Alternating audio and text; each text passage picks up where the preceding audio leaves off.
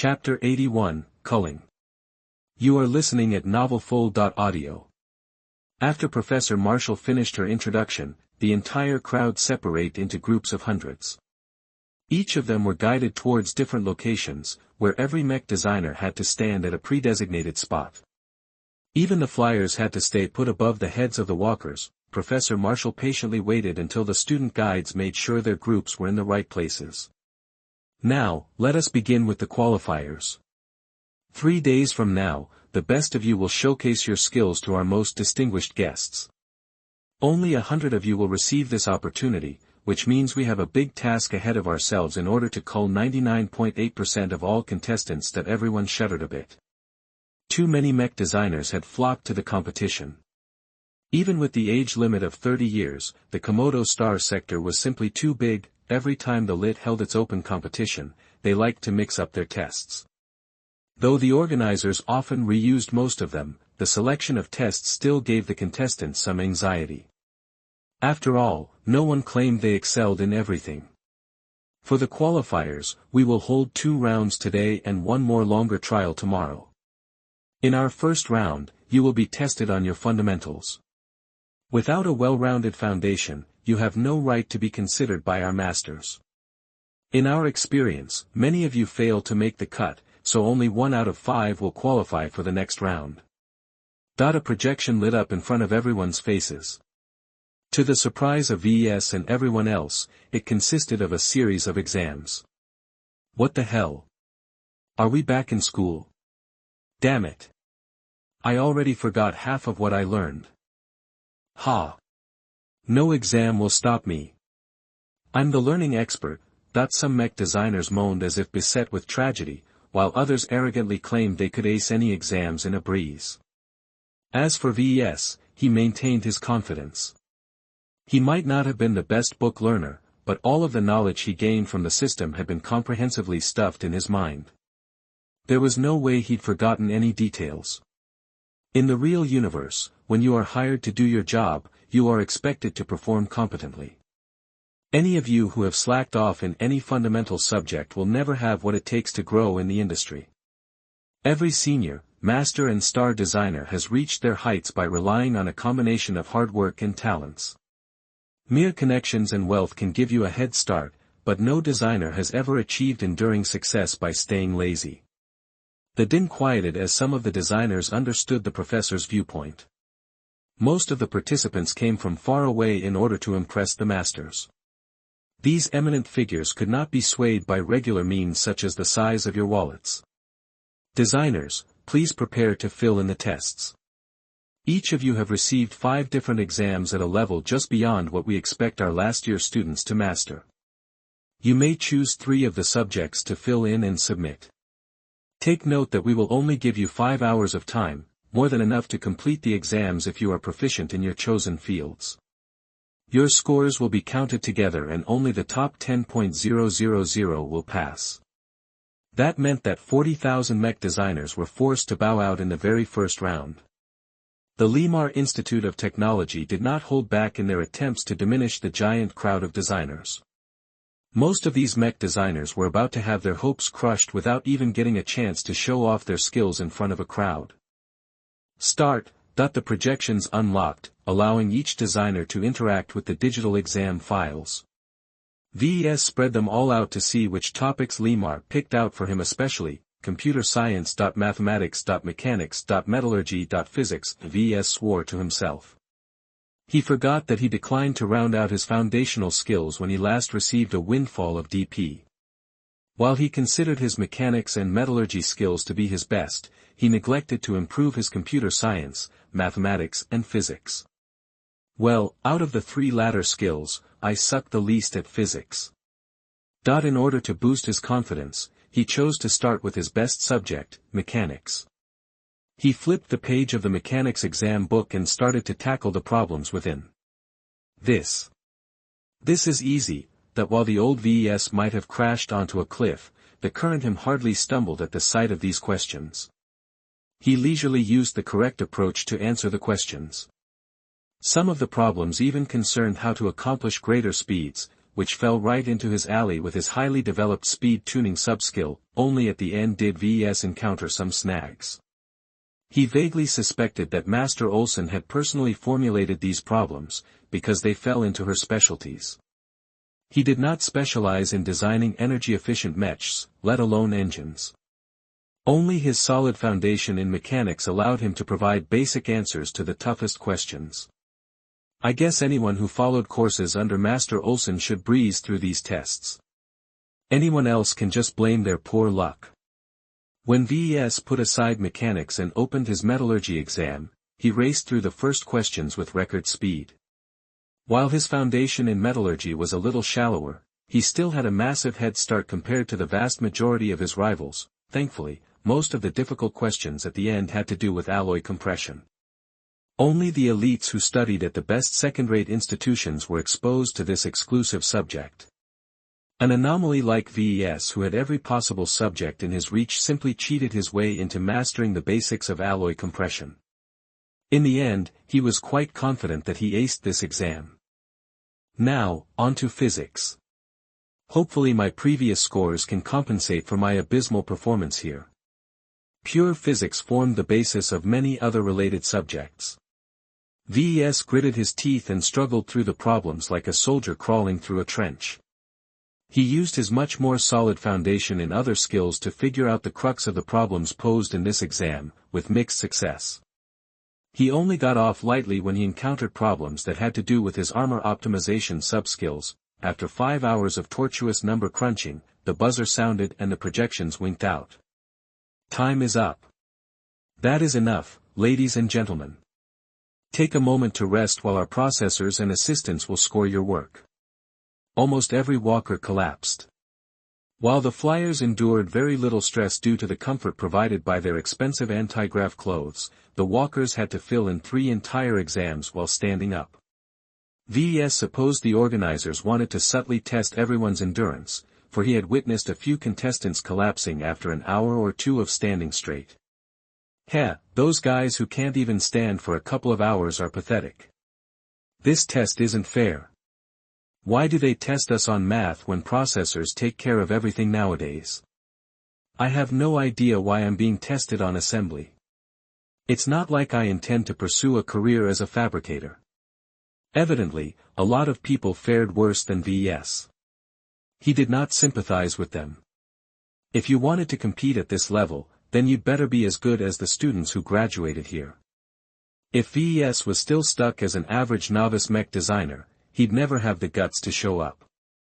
All of his fellow contestants who overestimated themselves were about to receive a harsh dose of reality. While everyone took a half-hour break, Ves visited one of the bathroom stalls before grabbing a free lunch. Many designers huddled together and squirmed as they awaited their scores. All right. Time's up. We've graded your exam papers and most of you have done a passable job. Yet we do not have any use for average results. Our masters only seek the best, and I am sorry to say that most of you will find your journey ends here. Professor Marshall then pressed a button that caused a lot of people to light up. Anyone who is lit up by a red light, please vacate the area. An uproar ensued as many overconfident designers protested their heartless elimination. While most of the walkers simply shook their heads and stepped away with glum faces, the flyers kept yelling that the evaluation was flawed and mistaken. Silence. The dean yelled, and a large group of guards showed up with their stun rifles charged and ready to fire. We are not your babysitters. Anyone who wishes to view their scores and protest the way we've graded them, you can go backstage. Do not hinder these proceedings. Under the threat of getting stunned, even the most obstinate designers lowered their heads. Ves found it sad that most of the walkers had left the stage. They were simply unable to keep up with the advanced curriculum of a more developed state. He figured that most of the poor bums that are left must have some strengths to rely on to make it past this strict test. To everyone's amusement, not everyone got the picture. This isn't fair. I'm the son of. The poor fellow got shot by a stun projectile, shutting him up pretty quickly. A handful of his type joined him in his unconscious bliss. Fortunately for all of them, their anti-grav clothes kept them aloft. Through some override, the clothes automatically floated them off the fields. Now, that we have that out of the way, we will proceed to your next challenge. Your task is to see whether you have what it takes to defeat your opponent in a mech design duel. Like all conventional duels, you are given a period of time, in this case 8 hours, to design a mech out of a fairly limited selection of parts, though you can design your own if you wish. Ves already participated in this kind of struggle during the qualifiers where his mech ran a gauntlet. This time, his mech faced another one in a duel, which meant he'd have to pay attention to other aspects. This time we've added a twist. You see, while you are allowed to design your mech in peace, you will do so in full view of your upcoming opponent, who will likewise be able to spy on your every move. Every aspect of your design is exposed to your enemy, from its loadout to its shape and even programming. That was new. Ves had never fought a mech duel like that even in practice. This turned out to be a lot trickier than he thought. If I'm designing a flight mech, my enemy can just designing a heavy artillery mech in response. I can counter that by designing a knight, but my opponent can counter that by designing a flying marksman. A headache already started to build within his mind. How could he design a mech in peace when he and his opponent kept spying on each other and changed their designs to incorporate counters? Chapter 82, Transparent Duel. You are listening at novelfull.audio. Now that the previous round eliminated most designers, everyone gained sufficient space to work. The regulating system automatically paired mech designers against each other, forcing everyone to shuffle around. Ves walked to the left side of the field and met his opponent. "Hi. I'm Ves Larkinson." He greeted politely. He looked at the man's floating nameplate. "So you are Floyd Lee? TCH. This will be easy." The Limar graduate contemptuously said. Unlike the other students who wore purple, he wore an exclusive blue uniform decorated with many more symbols. He also wore a silver sash, which carried a special meaning that Ves couldn't figure out, though only a few graduates shared the same colors. Ves frowned a bit at his opponent's lack of response. He wanted to spark up a conversation to learn more about his opponent, but his contempt revealed no further openings. He only figured out that this handsome floating man was an elite, and from his accent he likely originated from a core planet of the Carnegie Group. "Give up, loser. I have no idea how you got through the first round, but I can assure you your progress ends here. Save me the trouble and make way for a future master." "No thanks. I'd rather stay," Ves said in a clipped tone. He encountered plenty of entitled bastards in the past when he studied at Rittersburg, and he learned that the best way to cope with them was to keep your responses minimal. Floyd intended to press the conversation. "Don't think that the rules will stop a man of my caliber. I have ways of cleaning you up if I find you displeasing. Are you sure it's a good idea to say that in the open with all kinds of monitoring systems active? This little school doesn't care." Evidently, Ves placed too much faith on the Limar Institute of Technology's impartiality. Past competitions sometimes ended strangely when contestants of lesser means dropped out or spontaneously fell sick. Eventually it grew so bad that the lit had to make a statement and put a stop to these unsavory actions. His mood sank when Ves figured out that mere words could not elicit protective measures. He considered Floyd closer. Though he looked imposing, Ves did not find him to be particularly notable. He didn't recognize his face or his name, so he shouldn't be too famous. As someone who recently stared death in the face, Ves was not easily cowed. Not anymore. Though he still acted discreet, he recently realized there were times when he had to forge ahead even if he ran into obstacles. "You refer to yourself as a master, but all I hear is bluster. Come back before me with an official master seal from the MTA and then we'll talk. Until then, prepare to go back to your villa, because I'm going to eliminate you in a couple of hours. You." In effect, Ves burned his bridges with his opponent. Without any means of reconciliation, Ves backed himself into a corner. If he succeeded in attracting the attention of a master, then clueless blowhards like Floyd were inconsequential. If he failed, then not only did he fail the system's mission, he'd also have to watch his back on the return trip. The duel started soon enough. The noise disappeared when a new projection surrounded everyone. Everyone recognized the familiar interface of a virtual mech workshop. The only addition was that everyone could view their opponent's workshop and even access their files on the terminal. Professor Marshall explained how their designs were tested at the end of the design period. As with all standard duels, your designs will be piloted by our proprietary AIs in 100 different simulations. Whoever designed the mech that wins the most will qualify for the next round. There's only one little change. Everyone waited in anticipation.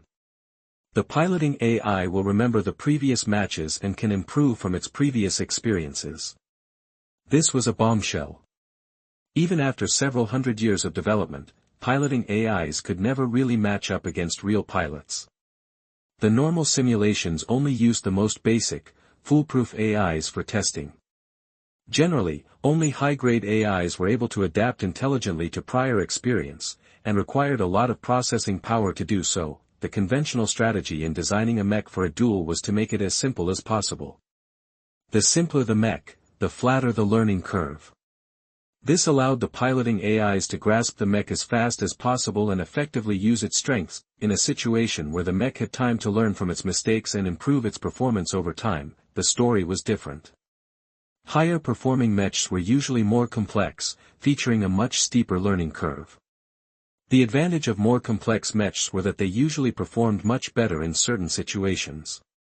If the AI was able to grasp the right technique for the right situation, it could leverage a complex mech strength to incredible heights. You have 8 hours to complete your design. Now start. That everyone approached their terminals and opened the interface. At their current level, the LIT did not expect everyone to design a functional mech from scratch, so everyone had a choice of standard components.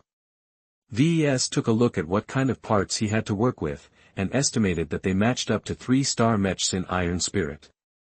That's a little beyond what I'm used to, but with my recent improvements I should be able to handle them. First, I have to determine the shape and weight classes. He took a look at Floyd, who confidently picked a frame without even bothering to wait for Ves. His empty workshop shimmered and the giant shape of a panther-shaped mech came into view. The floating designer laughed down at Ves. Ha ha ha, I gave you a chance to retreat, but now it's too late. I'm at the top of my class when it comes to felinid mechs. Let the Beastmaster show you how it's done. To his regret, Ves was not very familiar with beast mechs.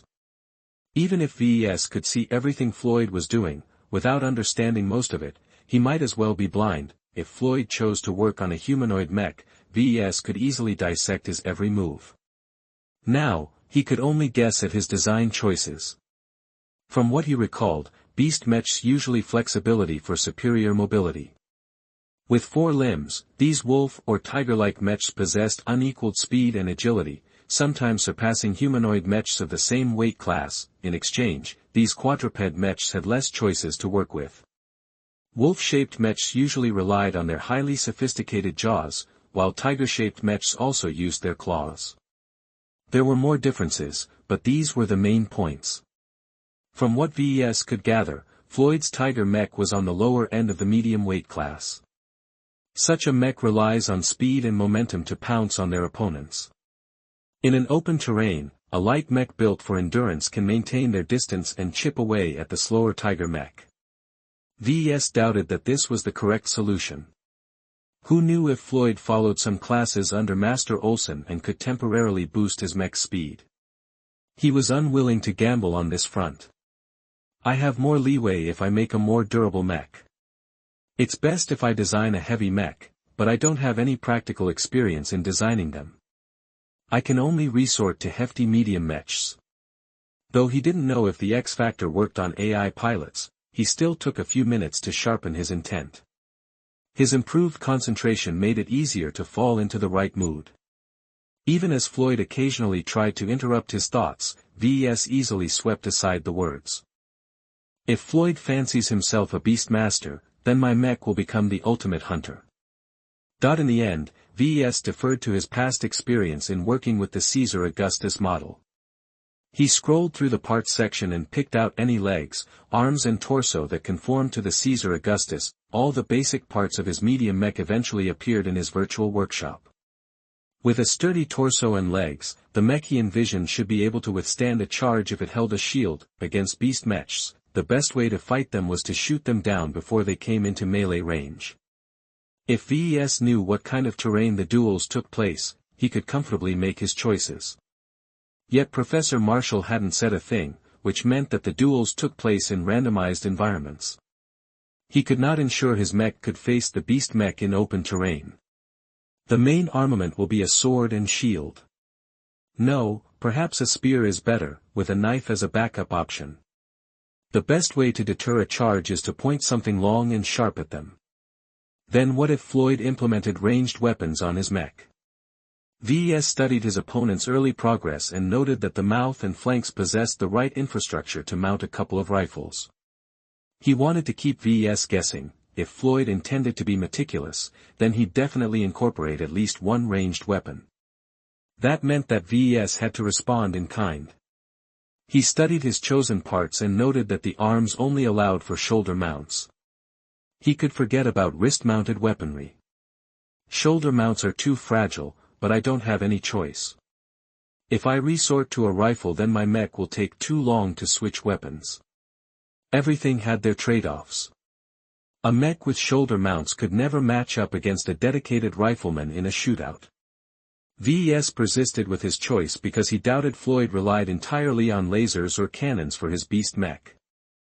As time passed, Floyd laughed when he saw what Ves decided.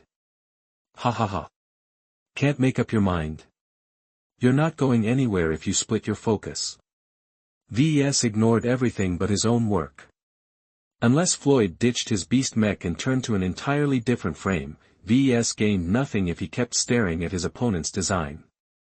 He trusted in his design and its ability to hunt tigers. He chose to design his medium mech based on armor, agility, and close-ranged prowess. Fending off a beast mech required a certain level of fluidity. If he made his mech too sluggish, it could not keep up with a flanking beast mech. The parts he chose already possessed pretty good armor. He only replaced the base plating with a lighter but more durable variant by using the alloy compression machine.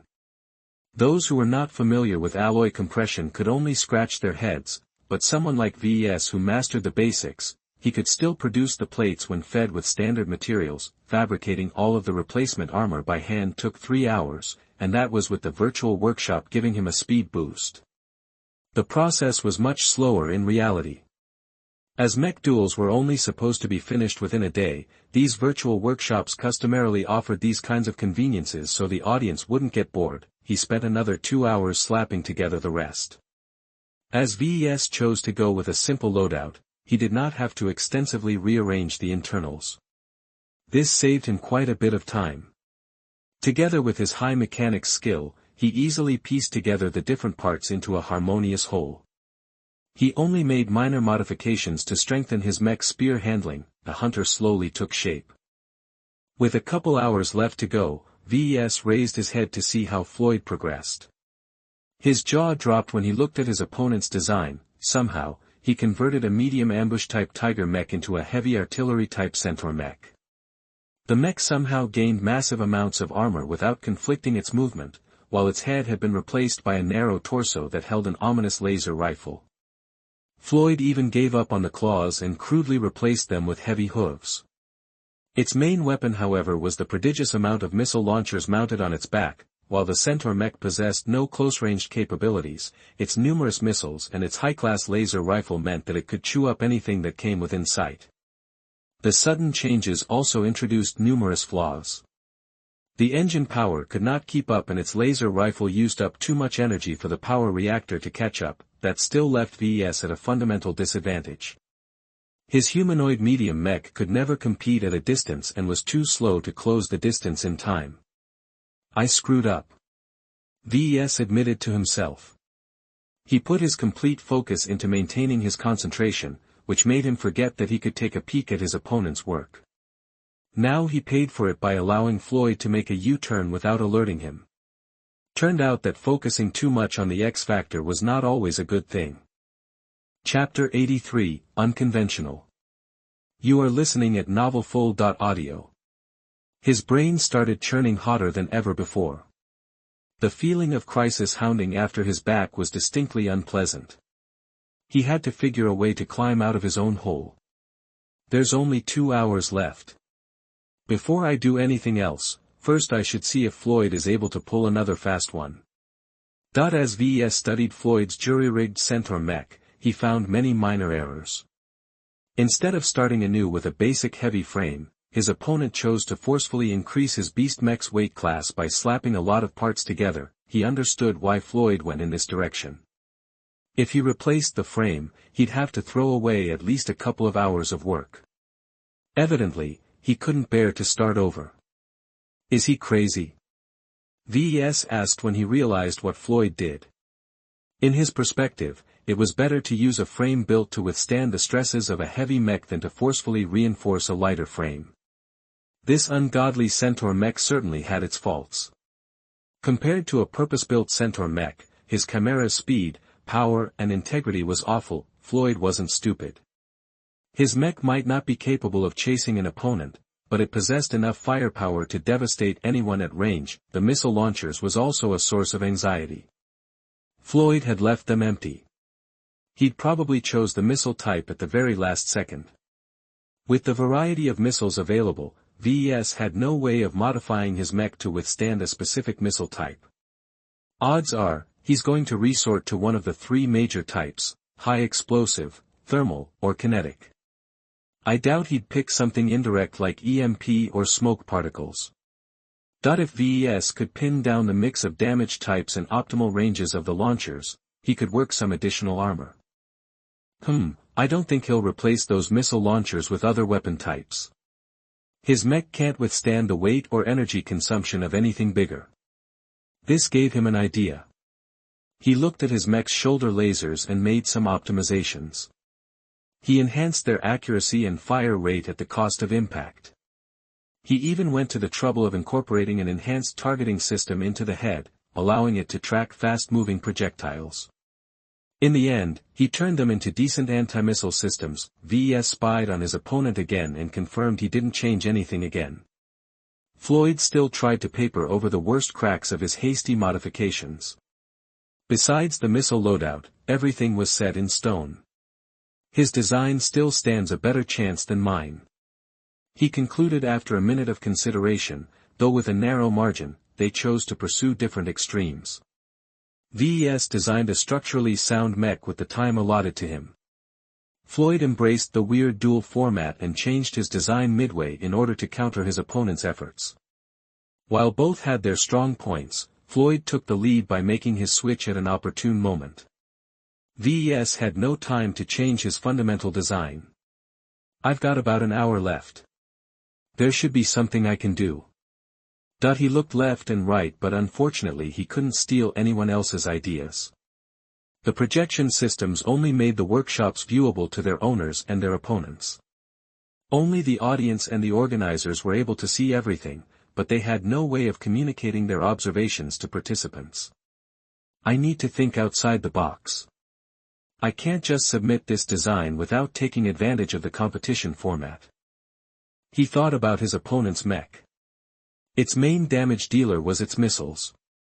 The laser rifle also posed a threat, but not too much due to the centaur mech's insufficient energy and heat absorption capacities. As the mech gained a pair of humanoid arms, Ves also couldn't rule out that Floyd added a melee weapon such as a spear at the last moment. He considered his options again in light of this information. While a spear might make the centaur possess some bite at close range, it wasn't enough to fend off a purpose-built melee mech. If his hunter successfully closed the distance, he'd bet his medium mech could beat the centaur mech 80% of the time. That centaur is slow as hell, and will probably fall apart if it tries to run. Does my mech even need a lot of speed? His mech already weighed a lot for a medium mech, so he gave up any strategies involving a dash. Instead, he considered the opposite. If he beefed up his mech's armor and shields, then it stood a better chance of fending off the missile barrage. I don't have a lot of leeway in adding more protection. Although, if Ves submitted his design in a blind duel, he'd never overburden his mech. Now that he saw what his opponent was working on, he could avoid the pitfall of choosing an overly specific loadout only to risk stumbling on a direct counter. I don't need to stick to conventional limits. The best way to endure a missile bombardment is to put as much layers in between the missiles and the mech. His memories provided him with some inspiration. He especially revisited the concept of modular armor. Naturally, he had no time to replace his mech's armor with a modular system, nor did he wish to do so in the first place. Instead, he referred to the system's premise. The goal of a modular armor system is to treat armor as a disposable product. When necessary, it's better to discard a spent piece of armor in exchange for a reduction in weight. He could apply this concept to a shield. He wanted to design an incredibly thick shield, one so heavy that it had to be supported by wheels or tracks if possible. Who cared if his mech slowed to a crawl? He'd bet it was still a bit faster than that rickety centaur mech on even terrain. After regaining his spirit, Ves implemented his crazy idea in the hour that remained. Even if Floyd stopped his tinkering and puzzled out his intentions, there was nothing much his opponent could do to respond. Ves obfuscated his work by designing only a small portion of his shield. Like a pre-assembled block, if he duplicated its shape, he could easily stack them together, though without alloy compression. Before he did so, his opponent laughed at its small and weak-looking shape. Ha ha ha. That little shield isn't big enough for what I have in store for you. Even if you used alloy compression, it still won't stop my firepower. Again, Ves questioned Floyd's sanity. If he stopped laughing so much, he might notice the camouflaged attachment points at the shield's extremities. Despite his bewilderment, he kept pretending to work on something else. The last minute initiated some frantic changes. Both Ves and Floyd sped up and added a lot of new parts. Ves kept one eye on Floyd's actions while he implemented his own plan. As predicted, Floyd added a melee weapon to his mech. Instead of a spear, he chose to add a halberd instead. As for the missile loadout, he went for an even mix of high explosive and kinetic payloads. The kinetic missiles excelled at damaging shields and slow-moving mechs, while the explosive ones fared better in damaging lighter and more exposed components. Just as Floyd finished his additions, he took a taunting look at his opponent's workshop. His grin vanished. Impossible. That's impossible. Ves removed the useless fittings meant to cover up the attachment points on his shield. He scanned the design and duplicated its very basic shape with the most basic materials. The virtual workshop allowed him to duplicate any material as long as it wasn't too complex. The shield barely qualified, but Ves successfully duplicated a handful of identical plates with simpler materials. With the quickest speed, he clicked them all together, forming an oversized rectangular barrier. The main point of the shield was its layered composition. If the front layer became too tattered, the mech could easily detach it by prying off a few locks.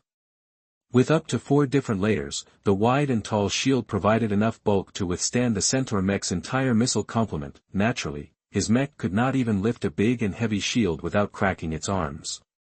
To support the shield's alignment, he hastily added a couple of unpowered wheels to the bottom.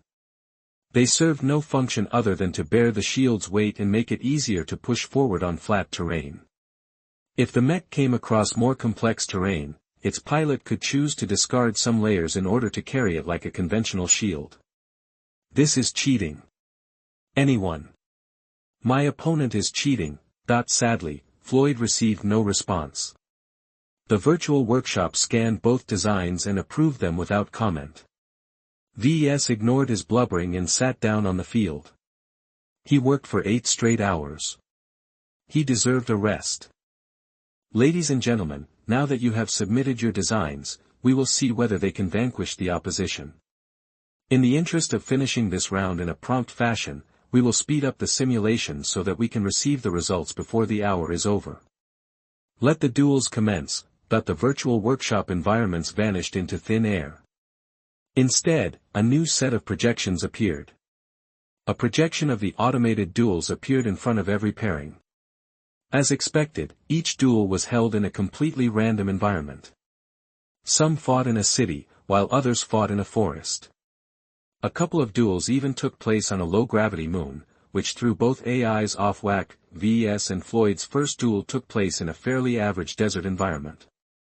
The hot environment favored the medium mech, as it mainly relied on its melee weapons to deal damage.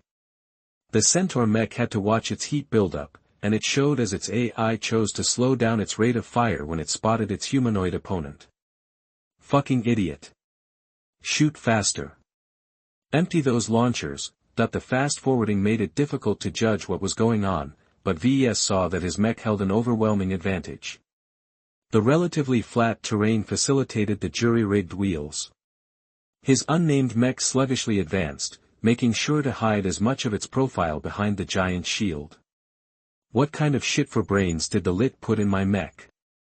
It's not even moving a lot, that even the Centaur's piloting AI thought it was a bad idea to test his mech's speed limits. Floyd underestimated the importance of his mech's integrity. With all the crude additions, it was a wonder his mech didn't fall apart. The medium mech started to speed up. It stoically endured the missile bombardments and discarded the damaged layers when they were spent. When the shield lost half of its mass, the mech was able to speed up and cut short the Centaur's lethargic bombardment. The halberd proved to be a little troublesome, but the Centaur AI lacked familiarity with the weapon. In the end, the medium mech discarded the shield and flanked the Centaur from behind. The Centaur could not keep up with the change in direction and got its rear area wrecked. Ves won the first match. Only 99 to go. The second match took place in one of the worst environments for his design. The hilly forest terrain impeded the mech's oversized shield. After a few minutes of fruitless fumbling, it finally learned to detach most of its layers and regain its mobility. After a few minutes of patient hunting, the Centaur finally revealed itself as it fired a sudden missile salvo from a hill. The Centaur easily prevailed. It leveraged its height advantage as much as possible while the medium mech suffered from discarding most of its shielding. The duel sped up after the first couple of matches. Ves already determined the overall trend. As long as his mech was able to maintain its shield, it won as it easily blocked every missile in its way. The Centaur grew smarter by seeking the most complex environments to make it stand. Thus, the first couple of victories favored Ves, but after the 20th duel he lost his lead. The AI pilots both adjusted their tactics while responding better to their opponent's actions. The medium mech learned to angle its shields and spread out the impacts. The Centaur mech aimed its laser rifle at the wheels attached to the shield. On and on the duels progressed, until finally the last one finished. Yes. Ves yelled and raised his fist. He prevailed over Floyd by a comfortable ratio of 58 wins to 42 losses. He qualified for the next round while Floyd was sent packing. While the Limar graduate possessed some solid skills, he lost his cool and tried to one-up his adversary by turning midway. If not for his questionable decisions, he might have reached further. After his excitement cooled, Ves faced his opponent and held out his hand. It was a good duel. Floyd spat downwards and turned his back on Ves without a word. Chapter 84, Gene Boosts. You are listening at novelfull.audio. While it felt good giving Floyd a mental smack, Ves knew he provoked an angry bear. If the stakes weren't so high, he'd rather take a step back. Now, his pressure increased. He was not content to take second place this time. He had to dazzle the audience and mesmerize at least one of the masters present. The road ahead has just begun. If I take Floyd as a standard, then I will only encounter tougher opponents. Plenty of contestants wanted to dispute the results. Most of them mainly blamed the AI pilots for failing to unearth their mech's potential. Most of the complaints came from the flyers. You cheated. There's no way a nobody like you can beat my awesome mech. Sadly for Floyd, no one cared about his accusations. While a student supervisor arrived to address his results, he had no leeway in giving the alumni from Limar a helping hand. According to the logs, both mechs are designed within acceptable boundaries. Mechanically, there's nothing fishy there, even if both of you made some unconventional choices. What about my crappy AI pilot? I obviously got a retard for a pilot. The supervisor shook his head. Every mech in every simulation started with the same AI pilot. They all have the same capacity for learning and adaptation. According to the logs, the AI pilot for your Centaur mech peaked midway. It couldn't figure out new strategies. As for your opponent's medium mech, its AI pilot constantly unearthed new things to try. In other words, one mech provided slightly more options than the other mech. There was a limit how diverse a pilot could utilize the tools at hand. The main factor that limited the Centaur was its crippling slow speed. The lack of speed narrowed its options to purely offensive and defensive stances. As for the design submitted by VES, the AI pilot was able to take the initiative in most battles due to its freedom of movement. It could charge straight ahead or it could take it slow by flanking its opponent. This was actually the main reason why heavy mechs never achieved dominance. Without sufficient mobility, a mech was nothing different than a sitting duck. After verifying the validity of the results, the supervisor took the devastated Floyd away. Sadly, some of the losers kept making a fuss, though they were easily taken care of with a few stun bolts. VES couldn't believe how many designers broke down and acted like babies. I always thought it took discipline and constant study to become a mech designer. I have no idea how these rich kids managed to graduate with a degree in mech design. PFF. It's genetics, man. A fellow Walker supplied. Everyone knows their parents constantly injected their kids with genetic boosts. They take 1 hour to learn a theory that regular people like us take a day to understand. There's different injections available that can strengthen your muscles, make you smarter or even remove the need for sleep. That was fairly new to VES. I thought those kinds of things are illegal or don't even exist. To commoners, they might as well be fairy tales. It's a conspiracy the upper echelon is happy to keep under wraps. They even banded together in order to suppress any credible mention about these boosts. If you don't believe me, then try uploading a post. I can guarantee you'll be arrested quicker than you can take a leak. VES almost didn't believe it if not for one thing. Had he already taken some injections himself? When he recalled the few times he ingested the system's attribute candies, he measurably grew stronger in a couple of areas. Was the system messing with his genes each time he ate a candy? The news shook his view of how the galaxy worked. He always treated those rumors about genetic tampering as air, but perhaps he underestimated the progress humanity made over the years in terms of human genetics. Do you have any proof? PFF. Of course not. I'd be dead if I had anything. I've only been able to learn a bit because I have a moneybags for a friend. As today's program came to an end, everyone slowly left the parade ground. As VES tried to keep an eye out on Dietrich and his cat, he reconsidered the matter of upgrading his attributes. Now that he developed some decent skills, perhaps it was time to upgrade his intelligence. If I had another windfall of DP, I can afford to splurge on a couple of intelligence candies. The price of a candy corresponded with the height of his current attributes. Any attribute between 1.0 and 2.0 could be upgraded by buying a candy worth 1,000 times the desired height. For example, with his current intelligence of 1.2, if he wanted to raise it to 1.3, he'd have to spend 1,200 DP, if he wanted to raise his intelligence to 2.0, he'd have to spend a cumulative amount of 13,200 DP in total. After reaching the threshold of 2.0, the price of the attribute candies multiplied by 10,000, meaning that he'd have to spend 21,000 DP to upgrade his intelligence to 2.1. The price of upgrading an attribute grew to stupendous heights the more it growed. At his current level, VES had no way of earning enough DP to upgrade his intelligence to a meaningful level where it could make a difference. That was why up to now, he always emphasized the acquisition of skills. They provided concrete benefits at reasonable costs. VES always planned to upgrade his intelligence and perhaps some other attributes in the long term. Despite his envy, he maintained his current stance. At most, he'd upgrade his intelligence by a couple of points so that he wouldn't come across as stupid when faced with a master. VES sighed when he thought about his empty DP reserve. All of his plans meant nothing if he didn't gain another source of DP.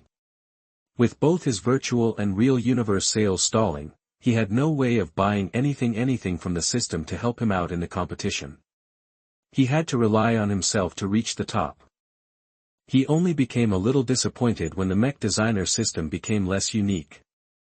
The rich and powerful had their own ways of getting ahead even without a supposed reality-altering software program. Ves finally found Dietrich near the exit. The pilot yawned as he greeted his friend. "Man, this is the most boring competition I've ever watched. There's nothing exciting about watching thousands of nerds geeking out over a couple of stupid exams. The only part that interested me was the duels, but it finished way too quickly for me to enjoy." It might not be very exciting for you, but for mech designers like me, it's been a thrill. Are you sure you mech designers are still human? I'm not surprised if you've all been replaced by aliens. Without a technical background, pilots like Dietrich could never appreciate these kinds of events. Ves enjoyed the opportunity to cash against his peers. Watching his skills grow better from a boring status was much less tangible than winning an actual match against a living person. It made all of his improvements look real, different from before. The lit erected temporary housing for the remaining visitors. Each modular apartment came with all of the basic necessities, and were fairly secure as well. The temporary housing area became more crowded with the heavy security presence. In order to prevent improper actions such as bribery or sabotage, the entire place turned stiflingly safe. Dietrich whistled in appreciation when he saw how many mechs patrolled the perimeter. Lemar sure takes a lot of effort to secure a simple housing area. I'm glad they take our security seriously. I've already offended one bastard from the coalition. There's no telling what he'll do behind my back. As Dietrich lacked any understanding of mech design, he wasn't really able to follow the mech duel in the second round. When Ves explained how he triumphed over his opponent, he snorted. "Bah, what a git. This guy refuses to admit his loss because he's not as good as you. That should be the end of the matter."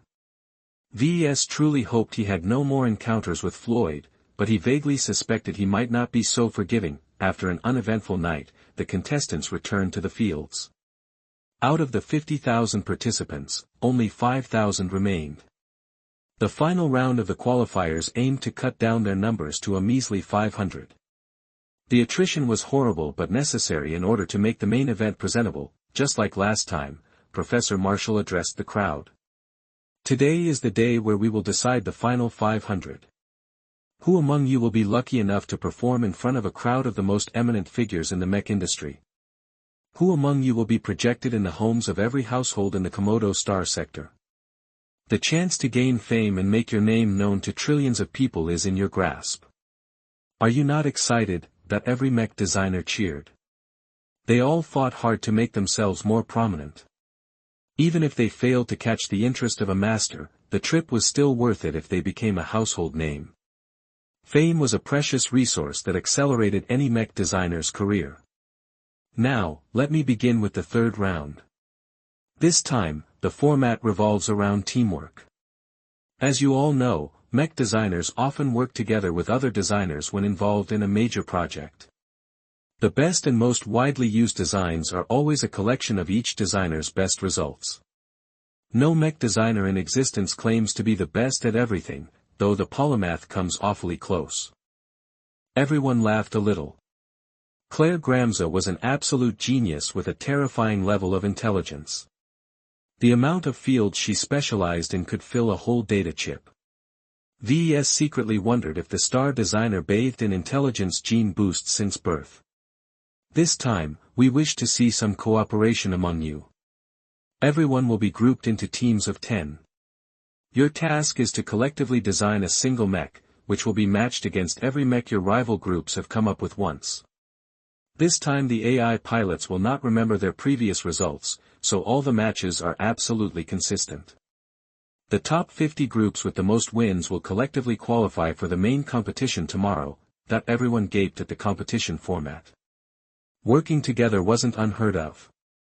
Usually, small groups of mech designers often came together to produce designs intended for mass production. The problem was that when the number of people surpassed 5, these groups often became unwieldy.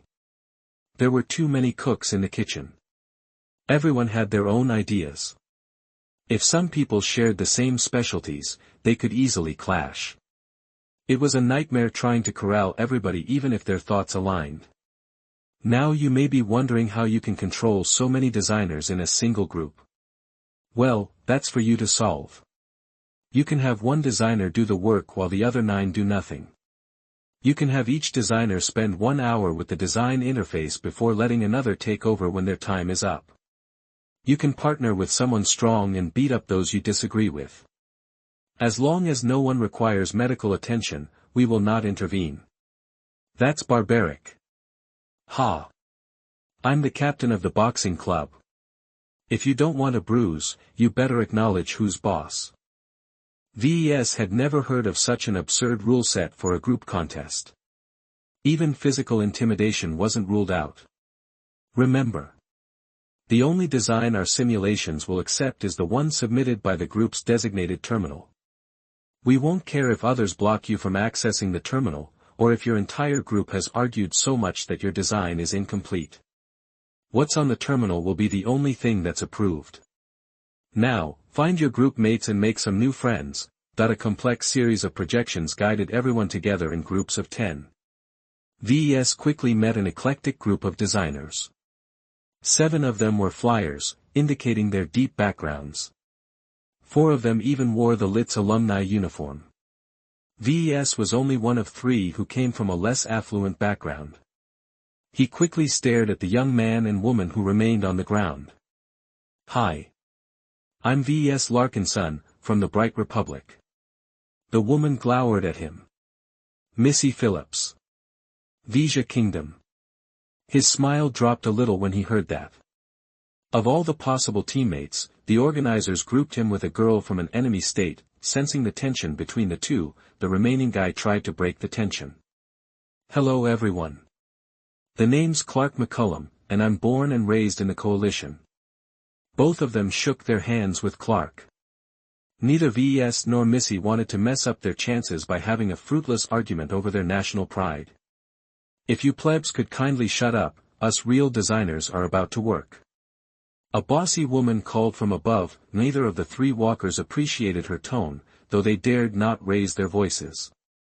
The woman was one of the graduates from Limar.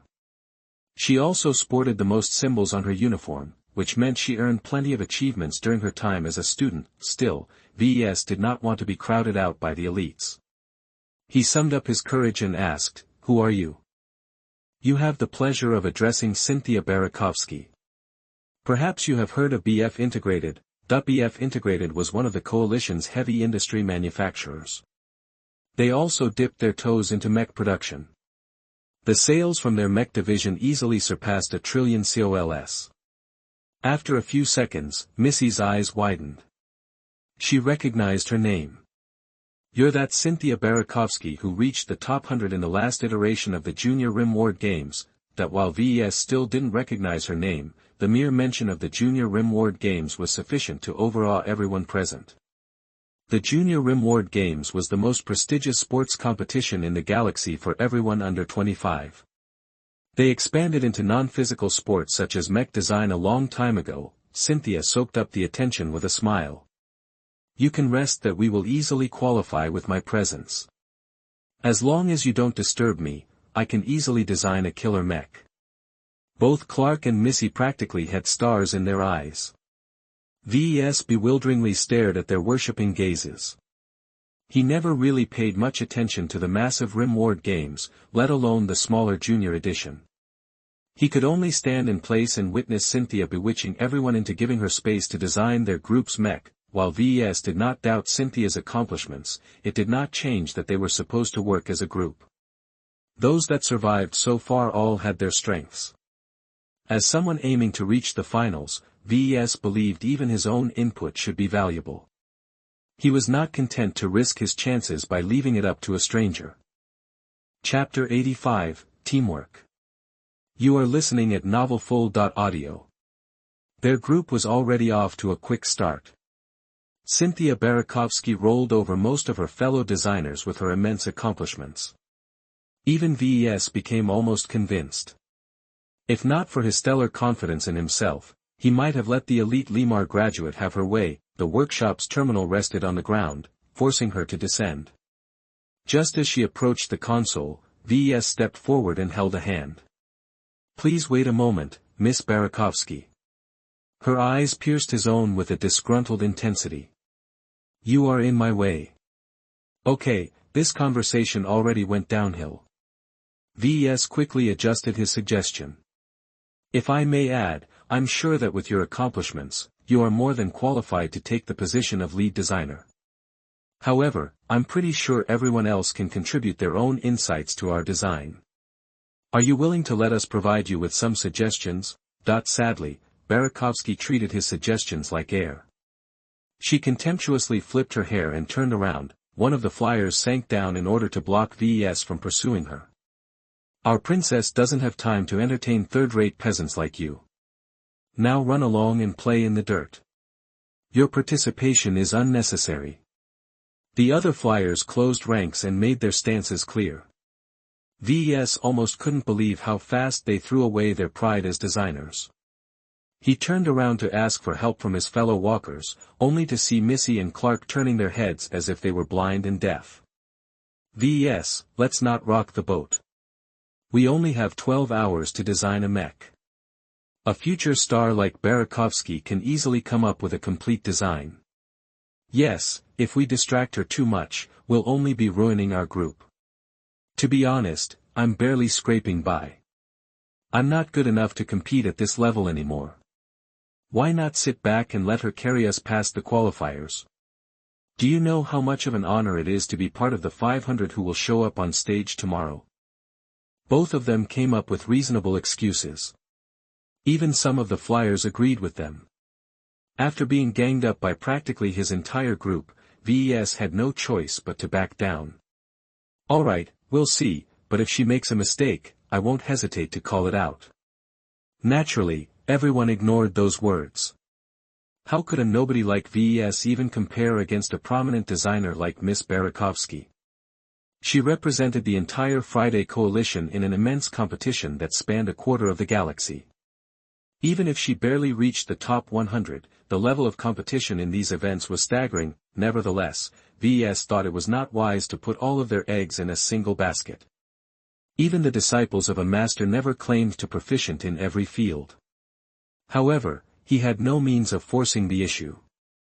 He reluctantly stood back and allowed Miss Barakovsky to do her wish without further objections. The young lady started her design process by picking the basic frame. She confidently skipped the medium mechs and went straight for a light mech. Such a choice took a lot of daring due to the lack of options. Barakovsky's other choices made it clear that she wanted to design a skirmisher. If Ves was in charge, he'd pick a safe and boring medium mech. Sadly, he could only watch as Barakovsky went all in on her build. She intended to design a mech reminiscent of his very old Nomad. Certain types of skirmishers excelled in different situations. Barakovsky's skirmisher was obviously built for endurance. Fuel cells took most of the limited available capacity. To complement her choice, she chose to utilize a low-intensity fuel-injected power reactor to provide her mech with a steady amount energy. Most of this energy would be spent on powering up the mech's only weapons, a pair of lightweight wrist-mounted laser cannons. Ves frowned at her decisions. He had a decent amount of experience in working with these kinds of systems. The wrist-mounted laser cannons was especially tricky. A light mech's arms were not supposed to incorporate such an intensive weapon system. One stray shot could disable the entire mechanism. To her credit, Barakovsky knew what she was doing. She revealed her proficiency in metallurgy and physics when she stripped the light mech's armor and painstakingly designed an entirely new compressed armor scheme that even Ves wanted to praise. She personally fabricated all of the compressed armor plating with practiced skill. She's a true prodigy designer. Missy uttered next to him. She practically gazed at the elite Limar graduate like she was a goddess. That armor is truly divine. I could never in a million years fabricate such pieces without slipping up. Barakovsky evidently mastered assembly as well. The way she smoothly interacted with the terminal and the virtual workshop's tools gave Ves the impression that she spent many hours in an actual mech workshop. Even though he was not a slouch, his system-enhanced skills lacked the genuine fluency of actual experience. As the alloy compression took a very long time, Ves started to take a look around. Curiously, his vision of the projections of the other groups was blocked. He had no way of determining their designs. Yet he could still watch and hear what they were doing, as if the organizers wanted to let others see how their rivals tackled the issue of teamwork. "Well, this is a fine mess," a burly designer commented as he spat out some blood. His clothes were disarrayed. 6 other designers were sprawled on the ground, each of them nursing a lot of bruises. "You did good," a handsome prince-like figure said as he clapped his lackey's back. "Now that we've gotten rid of the riffraff, we can get rid of this trash design and start over with something competent." At another side, a group that happened to consist of 7 walkers bravely tried to fend off the 3 flyers who disagreed with their actions. Their anti-grav clothes gave them an advantage in the air, but their numbers were too feeble to reserve the situation. Their constant harassment slowed down the design process and caused them to spend most of their time staring at each other. On the flip side, at least half of the other groups got along cordially, if not entirely harmoniously. The best groups often counted an abundance of Limar graduates on their midst. Their solidarity and familiarity with each other gave them a united front against their scattered groupmates. The weight of their school also counted for a lot. He spotted no genuine cooperation between all 10 members of a group. Even if some of them held a similar opinion to Ves, others dragged them down. His own situation was hardly unique. Practically every group had at least one elite designer that wanted to take charge. The meek and the hanger-ons pressured the others in order to ensure they could get their free rides. While Ves did not claim to be the most observant participant in the competition, he still smelled a conspiracy of sorts. From the size of the groups, to the placement of the terminals, everything had been set in place to encourage conflict instead of cooperation. He wouldn't be surprised if the group composition had been fudged as well. Really, when every group is led by an elite, this round will simply devolve into a series of solo duels. This meant that every group was back to square one. Of the 500 lead designers, only 50 of them would survive. Even if someone like Barakovsky was a cut above the rest, he did not wish to gamble on a 10% odds. Having concluded that this was actually a subtle trap, Ves still had to come up with a solution. He turned back to Missy and Clark. They sat on the ground as if they were a pair of bored little children. He quietly approached them and caught their attention. "Only 7 hours to go before we get our free pass." "What's up?" Ves drew closer and explained his analysis. He expected the two to get their heads back in the game. Instead, they looked at him as if he was a troll. "Really now? That's kind of clever. But what difference does it make if every group is similar? It's not like we can contribute to the design." "Do you really believe that? Where is your pride as a designer?" That the two had no fight in their eyes. Ves really thought the speech by the old guy at the start had been wasted on these freeloaders. How could they expect to get ahead in the mech industry if they didn't fight for their jobs? "Okay, you two can stay and sit on your asses for all I care. I'll figure out a solution on my own." Perhaps if Ves kept at it, he might have persuaded the pair to back him up. However, when he looked at their soulless gazes, he gave up. These 2 lazy bastards deserved to rot for the rest of their lives. He didn't know what he wanted to do, but he stood to the side for now. Ves had no reason to interfere as long as Barakovsky worked flawlessly. Different from Ves, Barakovsky started from the outside and slowly worked inwards. Besides selecting all of the basic components such as the engines and power reactor, she spent most of her time trying to harmonize the armor system and wrist lasers. For a light mech, these 2 components were of prime importance that had the most direct influence to the mech's performance. Front-loading these components meant that Barakovsky wanted to budget out her time.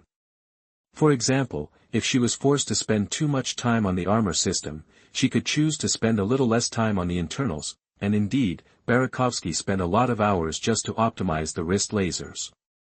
If Ves wanted to do a proper job, he'd need to spend at least 2 days to get it working right. The woman acted too much like a perfectionist and kept fiddling with the most minute components. Ves sneaked a little closer and coughed a little. We only have 5 or so hours left. In the interest of completing the design, I suggest you start working on the internals. What do you know? One of her self-promoted guards spoke as he floated downwards. Those laser cannons are our only weapons. If Our Lady's time is cut short, who knows if they'll malfunction?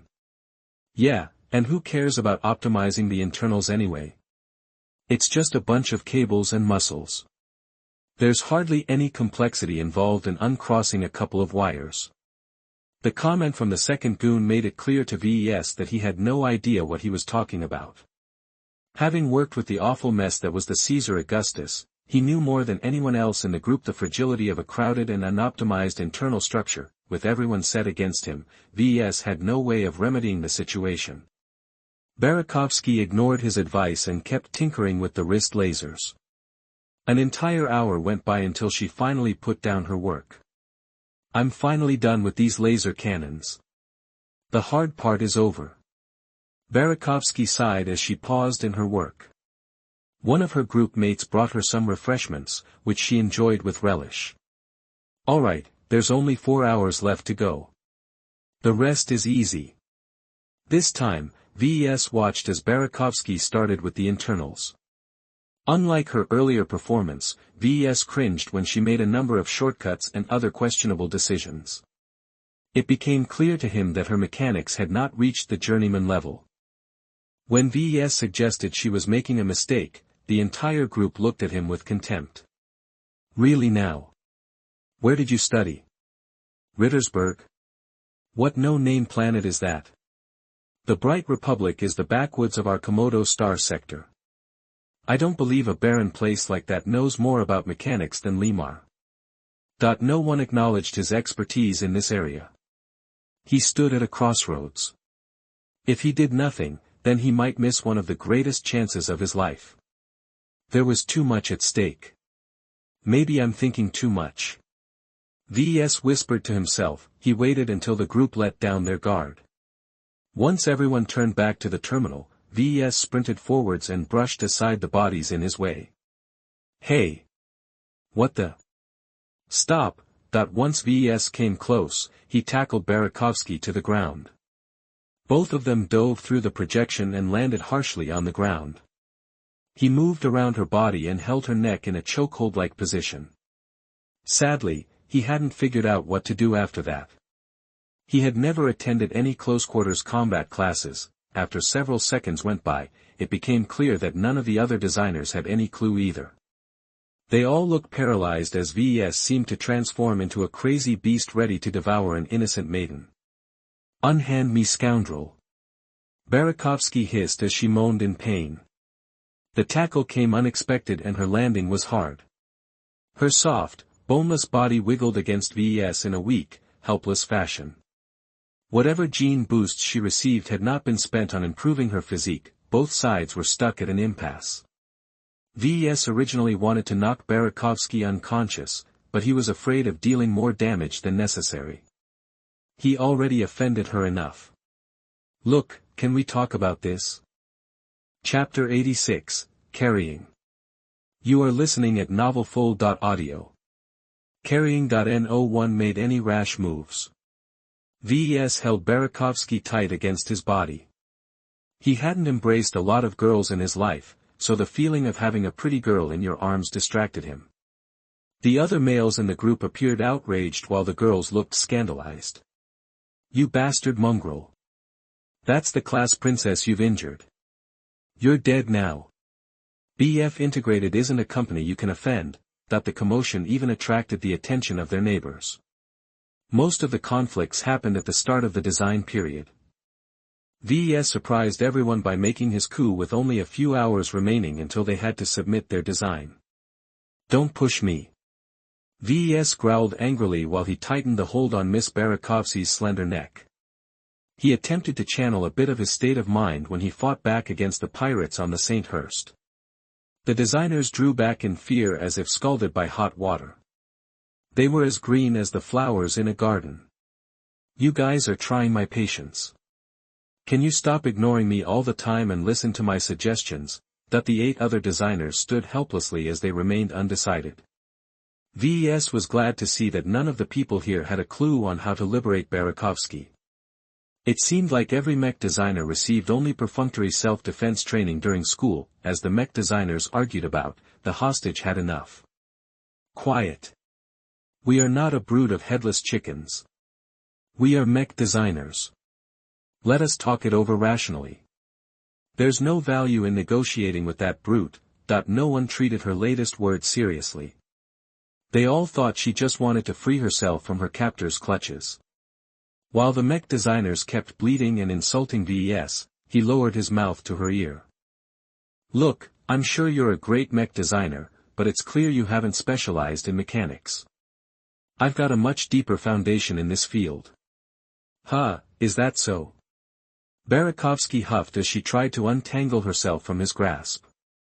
Her movements only rubbed her slim body harder against Ves. While I might not have received any tutoring from a master, I can assure you that I've achieved some very good grades in my mechanics classes. Ves shook his head. This is the big leagues. We're not in class anymore. Have you attempted to develop your mechanics since your graduation? Humph. It's only a few months. Are you any better? As a matter of fact, I've devoured 3 journeyman textbooks on my way to the Lemar system. Ves smirked. And I haven't skimmed over them either. I understand the essence of all of them pretty well. If you'd just let me access the terminal, I can show you how much better our mech can perform. Barakovsky paused a little at that. Her expression still radiated skepticism. You really claim to master not 1, but 3 entire journeyman-level books. Yup, and they're all credible books from credible authors. Does Takanada, Ulmer, Smith, James, Coventry, and Lin ring a bell to you? That while some of those surnames were common, every mech designer should be able to link them to the most renowned academics in mech design. I see. She said flatly as she reconsidered her stance. Even I can't claim to master 3 journeyman books this fast. You're either boasting shamelessly or you may be an undiscovered genius. I prefer to think myself as the latter. Barakovsky giggled a little, surprising Ves. Even in such a tense situation, she displayed no fear. He even suspected that her anger had already subsided. She sighed a little and leaned back against his skinny chest. I don't know which one describes you best, but I suppose an apology is expected. I'm sorry for disregarding your perspective. If you really do claim to be a genius in mechanics, then there's little harm in letting you work on my design. I'm tired anyway. I'm not at my best anymore. Truly, Ves enjoyed talking with intelligent people. Barakovsky was the only person in their group who actually behaved as if they graduated from college instead of from a pigsty. He had more than enough of the overweening pride of these entitled coalition citizens. Deciding to trust her words, Ves let her go. Both of them quickly rose up from the ground and dusted off some of the dirt and grass that clung on their clothes. The other designers stopped arguing when they saw that Ves and Barakovsky acted cordially. Did you give up, loser? Be silent. Barakovsky barked and crossed her arms over her chest. Look, we don't have the time to squabble like children. While my friend here was a little extreme, we've talked over our issues and I've decided to give him a chance. What? He'll ruin our design. That she clapped her hands, causing them to quickly shut up. Do I have to repeat what I said? Just shut up if you have nothing useful to say. I'm just as skeptical as you are, but this matter directly concerns our chances of passing this round. If Ves here is truly better than me in mechanics, then he deserves a chance to contribute. That goes for all of you as well. I've been negligent in considering your skills. If you've been holding out on us, now is the time to step forward and make suggestions. Sadly, the entire crowd disappointed her by remaining silent. No one had the guts to claim they knew better than Barakovsky. Besides Ves, it really appeared that none of their group specialized in mechanics.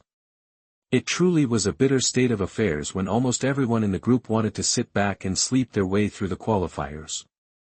With her tentative blessing, Ves approached the terminal slowly. If anyone wanted to jump on him, he'd be ready. Fortunately, no one had the spine to contest their intentions, so Ves reached the controls without hindrance. There are a number of things that can be improved that I can point out immediately. Ves began to explain in the hope of getting everyone's acceptance. First, the engines. While Barakovsky chose to go with a conventional high-efficiency engine model, our mech's loadout is a bit light due to the inclusion of compressed armor. This gives us a bit more leeway with regards to capacity, which in my opinion is best spent on a more powerful engine model. That will make our design less efficient. A powerful engine burns more fuel. Barakovsky pointed out. That's true, but remember what kind of battles our mech will face.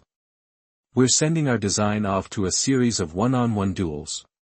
Do we really need to stuff so much endurance in our design when it's only expected to last one single encounter? Our mech is built to outlast any opponent. There's no such thing as too much endurance. That's true, but I also think that there's a point where sacrificing power in favor of endurance isn't worth it anymore. Our light mech's top speed is below average for an endurance-focused design. When Barakovsky stopped arguing, Ves took that as permission to replace the engines. He chose to install a slightly more powerful engine model from the list of available components. Naturally, the new engines also added more weight, but the additional power was worth it as its top speed gained a substantial boost. What else do you want to change? Ves started reversing some of her decisions and worked methodically on areas that haven't been touched. Though Barakovsky never admitted defeat, she tacitly allowed Ves to implement his own decisions. With his intervention, the integrity of their design gained a massive increase. The mech's performance slowly stabilized. The chance of suffering critical damage decreased due to his skillful work. In the end, Ves monopolized the remaining hours of the clock. Even when Barakovsky showed some discontent at some of his decisions, she kept letting his run amok. He appreciated her inaction. Somehow, he even suspected she only maintained a negative attitude in order to placate the other group members. The others still did not trust Ves even if he implemented better solutions than anything they could come up with themselves. 5 minutes remaining. Please finalize your designs. Ves already finished his design. After checking over the entire mech once again, he stepped back and gestured at Barakovsky. I'm done now. You can check over our entire design if you want. She shook her head. I followed your every move. Nothing you've done is egregious enough for me to intervene. Besides, even if I want to change something, there's hardly any time left on the clock. Indeed, as the counter ticked down, many groups had laid down their work. Not all of them were as relaxed.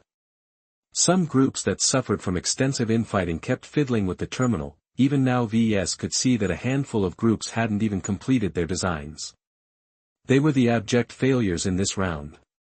He admired the Lit for coming up with such a deep and challenging test. While working together as 10 to come up with a single design sounded simple, the reality proved much different. The audience had a field day when arguments and fistfights broke out. All of the mech pilots and bodyguards sitting on the stands painfully looked away when these nerdy engineer types showed off their pathetic skills. Only a few designers had a passable proficiency in self-defense and martial arts. Those who paid attention to their physical training dominated their groups, though whether their design skills was just as good as their fighting prowess was another matter. If any groups understood the essence of this round and genuinely worked together as 10, Ves had no clue. At least he hadn't seen any enlightened teamwork among the groups surrounding his own. His heart pumped faster as the duels commenced. Just like the last round, the projections sped up the simulations in order to save time. As Ves had worked intensively for a couple of hours straight, he had no energy left to concentrate on the action. The duels fast-forwarded so quickly that Ves hardly registered each win and loss. Impressive work. Barakovsky praised as she sat down next to him. It looks like we're winning most of our matches. Is that so? His anticipation grew as he tried to register their mech's performance. It did manage to dance around almost all of the opponents it encountered. It only ran into a wall when it faced a flying opponent. That's great. We're winning. In actual fact, their mech performed so well that it constantly climbed higher in the giant ranking projection. Half of the designers were too scared to watch the duels. Instead, they kept their eyes peeled on the ranking list. Every time some groups changed positions, the designers groaned or cheered. The third round finally ended in a crushing victory for Ves and Barakovsky's mech. While their light mech might be lacking in firepower and armor, its prodigious mobility and impressive endurance allowed it to keep teasing around any opponents it encountered. It only lost when matched against its hard counters, such as sprinters, flyers, and marksmen. Any other mechs proved too sluggish to match the nimble mech. Yes. We've ranked 16 out of 500. We've qualified. Ves cheered as he saw the final results. Their group only had to reach the top 50 to pass. Reaching the 16th rank meant they possessed ample strength to compete in the main event that started in the following day. Barakovsky suddenly glomped him in order to give him a quick hug. Thank you. Without your help, our mech couldn't have lasted this long. No problem. I'm glad you gave me a chance. Both of them quickly separated. Ves coughed a little. He hardly ever got close to a woman. Her closeness made him a bit uncomfortable. I guess we might encounter each other again in the days ahead. Her smile disappeared. You're right. I won't show any mercy if I end up on the opposite side. The same goes for me. Best of luck then. They shook hands before parting the group. Now that the qualifiers came to a close, the designers had no reason to stick together with those they despised. Of their entire group, only Clark had the decency to thank him for pulling their group ahead. Missy simply huffed before running off and the other designers flocked to Barakovsky, completely ignoring Ves. All in a day's work. He sighed and left the fields in order to meet up with Dietrich and Lucky. Chapter 87, Banquet. You are listening at novelfull.audio. Now that many mech designers and their followers left the premises, the temporary living area received a much-welcomed renovation. The cheap and convenient apartments made way for compact villas that contained room for up to 20 residents. The LIT also stocked the villas with all kinds of amenities, from the rarest teas to the most sophisticated entertainment centers. Ves only met up with Dietrich briefly before a student guide approached him from above. Mr. Larkinson? Yes, that's me. Good. Our institution invites you to attend a banquet together with your fellow designers. That sounded interesting. Ves accepted the invitation and followed the guide towards a palatial hall floating in the distance. A floating conveyor brought up guests like Ves who lacked anti-grav clothing to the entrance. As he looked around, he noted that a lot more walkers had made it through the qualifiers, though he reasoned that most of them got carried by their groups. Still, even if they got knocked out tomorrow, they still benefited from the honor of presenting themselves to trillions of people. With their status as a past contestant who made it through the qualifiers, they could leverage that prestige into wealth and status. No one despised the Limar Institute of Technology, especially its famous annual competition. The dining hall was resplendently large. Calm and relaxing music extended from the instruments of a handful of musicians. The main tables offered ample space for all the guests. A larger and more extravagant set of tables sat at the front, reserved only for the masters and the most eminent visitors. Though the hall appeared simple, Ves recognized the precious materials built into the furniture. Even a cannon shell couldn't blast them apart. The subtle extravagance impressed all of the designers who came from humble backgrounds. A small projection lit up in front of him and guided him to his seat. As a no-name designer from a remote third-rate state, his seat was near the end. He looked around and spotted Barakovsky near the front. If their seat positions were ranked, she easily entered the top 20. As for Ves, he was clumped together with the walkers and freeloaders. He sat onto his seat without fuss and waited for the rest to gather around. Mr. Larkinson. A woman called from behind. He turned around to see a familiar face. Patricia Schneider, that he had not expected to meet an acquaintance from the Bright Republic. Patricia had always been an enigmatic figure back when he studied at Rittersberg. She was a genius who excelled in every field. Every classmate sighed that it was a pity that she hadn't gone to study at Limar or some other famous second-rate institution. To see her here was a remarkable turnaround. Ves looked around and did not spot any other former participants of the Bright Republic's Fusion Cup. Don't bother looking around. We are the only ones from the Republic who qualified. She said and took the seat next to him. I do have to say that I thought you had potential. You're still a few years too early to compete in Limar. It's quite a pleasant surprise to see you grow so much. Unlike any other designer in the room, Ves sensed Patricia had nothing but goodwill to him. He appreciated her willingness to approach him. He missed the casual candor he was used to in the Republic. I've grown a lot since the last time we met each other. I always thought my last victory was more due to luck and circumstance. Now that I've caught up in my studies, I'm confident I can beat you in a straight fight. Is that so? Patricia smiled mysteriously at him. Maybe we can find that out tomorrow. You never know. I still have to pay you back for knocking me out before I reached the finals. I had no choice really. My career was at stake. Somehow, Ves acted a lot more confident around Patricia. Before, he always saw her as an inviolable goddess, whose talent in mech design outmatched anyone else at the Rittersberg University of Technology. With the help of the system, Ves improved so much that his confidence gained a massive boost. He no longer regarded himself on a lower level to the former class princess. Patricia raised her eyebrow. I've heard you've started up a new mech workshop on a rural planet. That takes remarkable courage. Without a large investment, it's very difficult to start an independent business. Thankfully the MTA provides independents like me some space to do business. Without the licenses, I have to do everything from scratch. Licensing became a popular way to earn income from technology in the mech industry upon the establishment of the MTA. The behemoth organization practically coerced every tech company into releasing their non-cutting-edge developments to the market. Also, industrial espionage was widespread at that time, so the inventors decided to legalize and monetize the acquisition of their technology. The distribution of technology eventually benefited the entire industry. Everyone had access to a uniform minimum standards. No one was forced to reinvent the wheel anymore. It also lowered the barrier of entry to startups like V's Workshop and restrained larger companies from dominating the industry. After a few minutes of chit-chat, they quieted down when the masters entered the hall. Everyone stared with hopeful eyes at these eminent masters. Of the 5 masters who expressed interest in taking a new apprentice, only 4 were present. Master Null had declined to attend, probably in order to avoid letting spies record his gestures. Even the most hidden fugitives can be identified if they showed up in public too many times. Professor Edith Marshall stood up from her seat and addressed the crowd.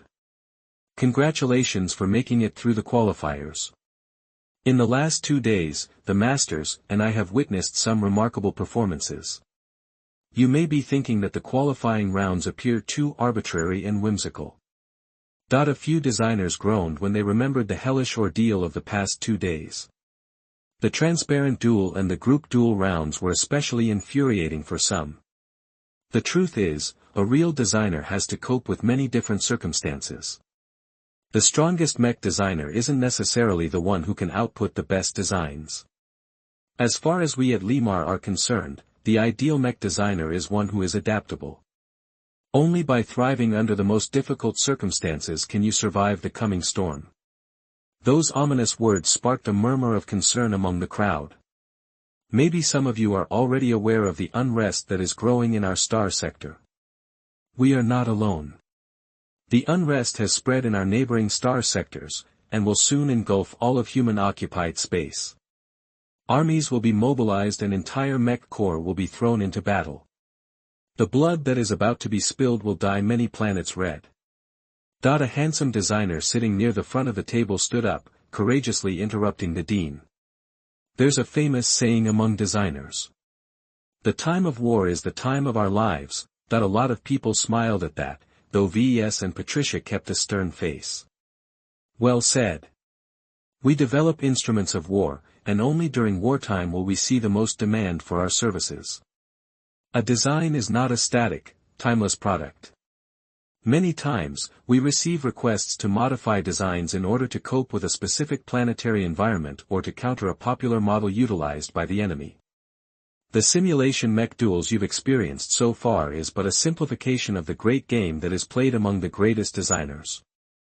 A few of the masters nodded, giving weight to Professor Marshall's words. With a sophisticated industrial base, any state gained the capability mass-produce or mass-modify a substantial amount of mechs. If an enemy happened to favor lasers, you could respond by designing a mech that was resilient to directed energy. Such a change could be done in days if the scale was small.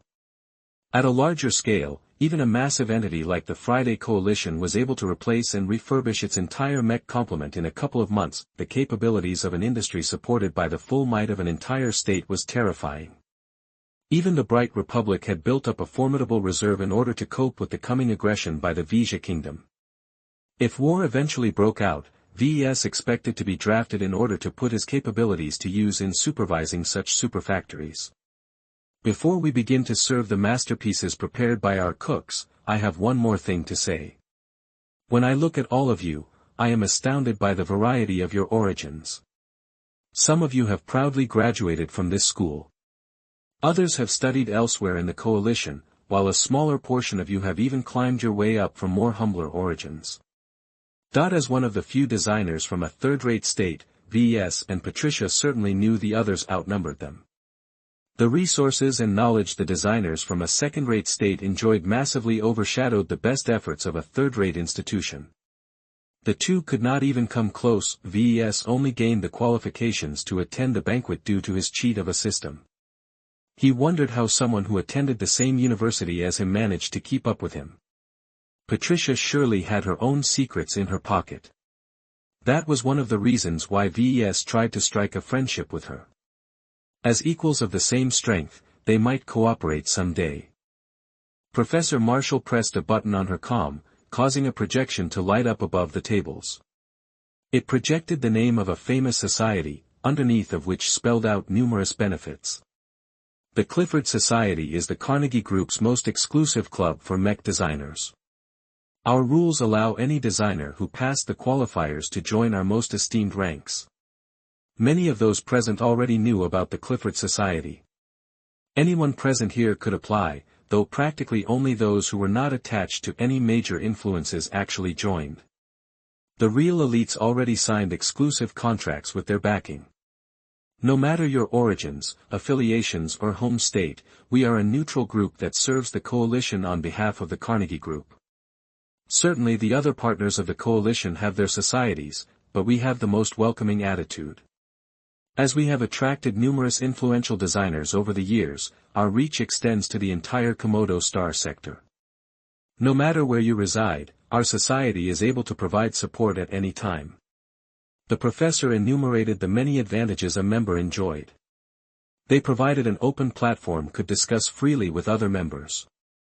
They offered a small sample of exclusive learning material, some of which could not be found on the galactic net no matter how many calls you were willing to spend. The society even held many gatherings where different designers met frequently with new faces. Are you going to join? Patricia whispered quietly at his side. Yes. This is one of the reasons why I spent all the trouble of traveling to the coalition. The Clifford Society has an illustrious name in the sector. I don't have a lot of sources I can rely on to advance my design skills. The society is a viable alternative to the MTA in terms of their library alone. She shook her head at his words. Joining the society isn't free.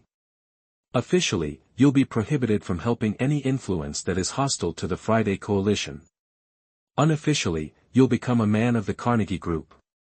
The other partners of the coalition will close their doors to you, not to mention you'll be stared at by the Hexadric hegemony.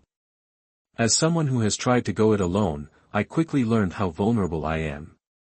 Any casual conglomerate can wipe me out if they think I'm an irritant. The only way I can get some job security is to attach myself to a greater influence. Once Professor Marshall finished her speech, everyone's comm units beeped. They all received an extensive package that contained a brochure and a contract for the Clifford Society. They could sign the contract at any time, though they only had a month before it expired. Some of the people present signed the contract immediately. Others like Ves planned to go over the contract in detail later. Right now he reserved his energy for the competition that started tomorrow. Enough talking. Let's dig in. Chapter 88, Spectacle. You are listening at novelfull.audio. The day of the main event arrived. As a prestigious event witnessed by everyone in the star sector, the LIT did not hold the competition on a plain grassy field. Instead, every participant was brought to a huge and extensive arena complex. Ves, Dietrich and Lucky looked out from the window of the shuttle. After passing through innumerable islands, they finally came into view of the LIT sector famous arena complex. It encompassed as much space as a major city from the Bright Republic. The complex already prepared 500 stages. The most formidable fabrication and projection technology the Carnegie Group had developed underpinned the systems of this immense competition stage. Much like the Republic's Young Tiger exhibition, the competition in Limar disdained the use of simulations. They only resorted to using simulations during the qualifiers for expedience. Now that they were about to broadcast the design contest to the public, they had to showcase their power. Every time the LIT held its open competition, the people from the coalition and many smaller states got to enjoy thrilling fights between real mechs piloted by real mech pilots. It's too bad they don't let outsiders like me pilot on your behalf. Dietrich sighed. He truly wanted to share the stage with Ves and make a name for himself in the dueling stages. It sure sucks to be a pilot. Haha. You mech pilots have your own competitions. Ves responded lightly. Humanity currently loved all things mechs. Though mech designers received their fair share of admiration, the highly technical environment made it hard for laymen to get excited.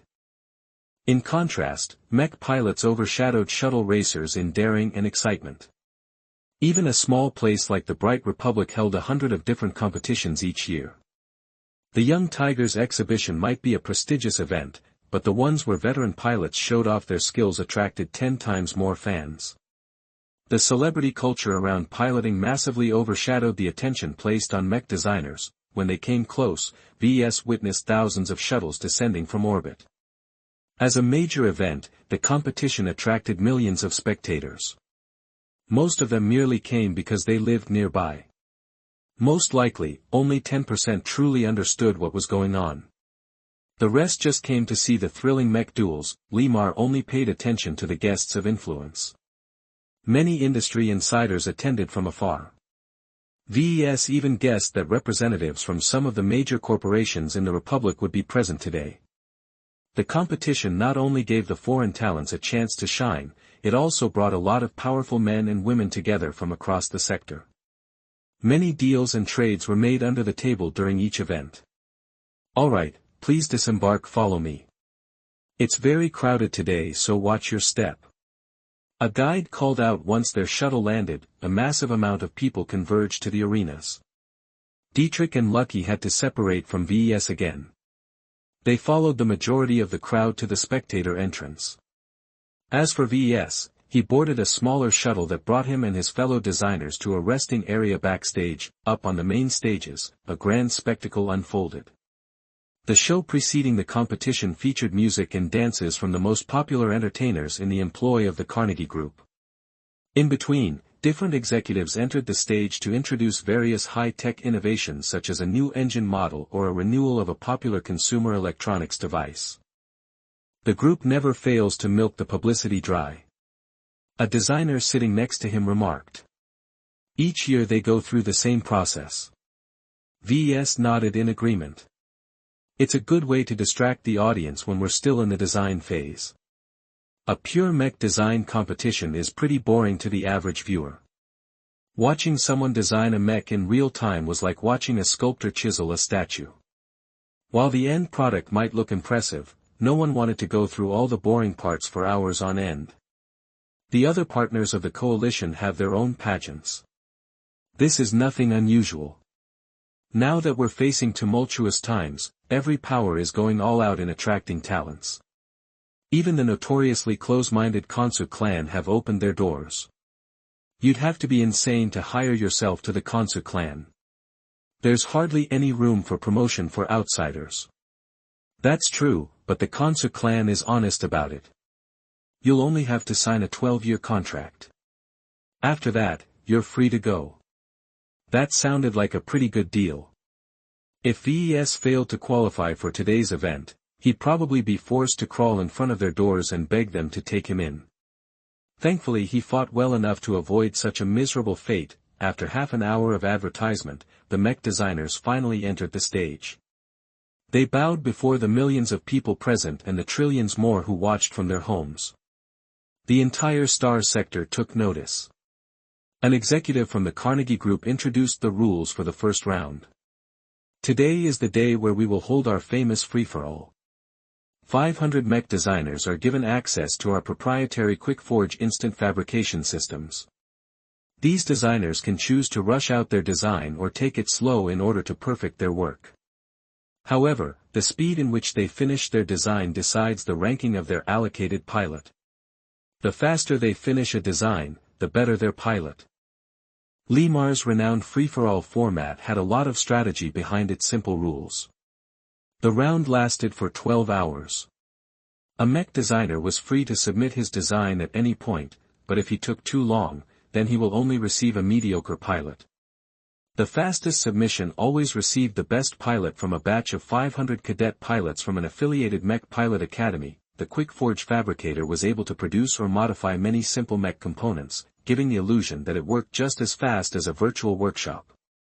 Naturally, this only applied to obsolete technology. This was the reason why Limar used the equivalent of 3-star mech components in the qualifiers. The time and cost to fabricate more advanced components grew massively at that point. These renowned cadet pilots fought on behalf of their mech's designers in an enormous space consisting of many temporarily fused arenas. In this random forest environment, giant coins occasionally spawned at random locations. Mech pilots had to search for these coins and bring them to a random location, though they had to look out for ambushes.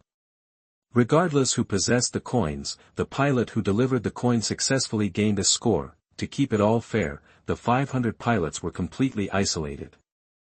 They piloted the mechs remotely through advanced transmission technology. In a real war, there were millions of ways for an enemy to interfere with these signals.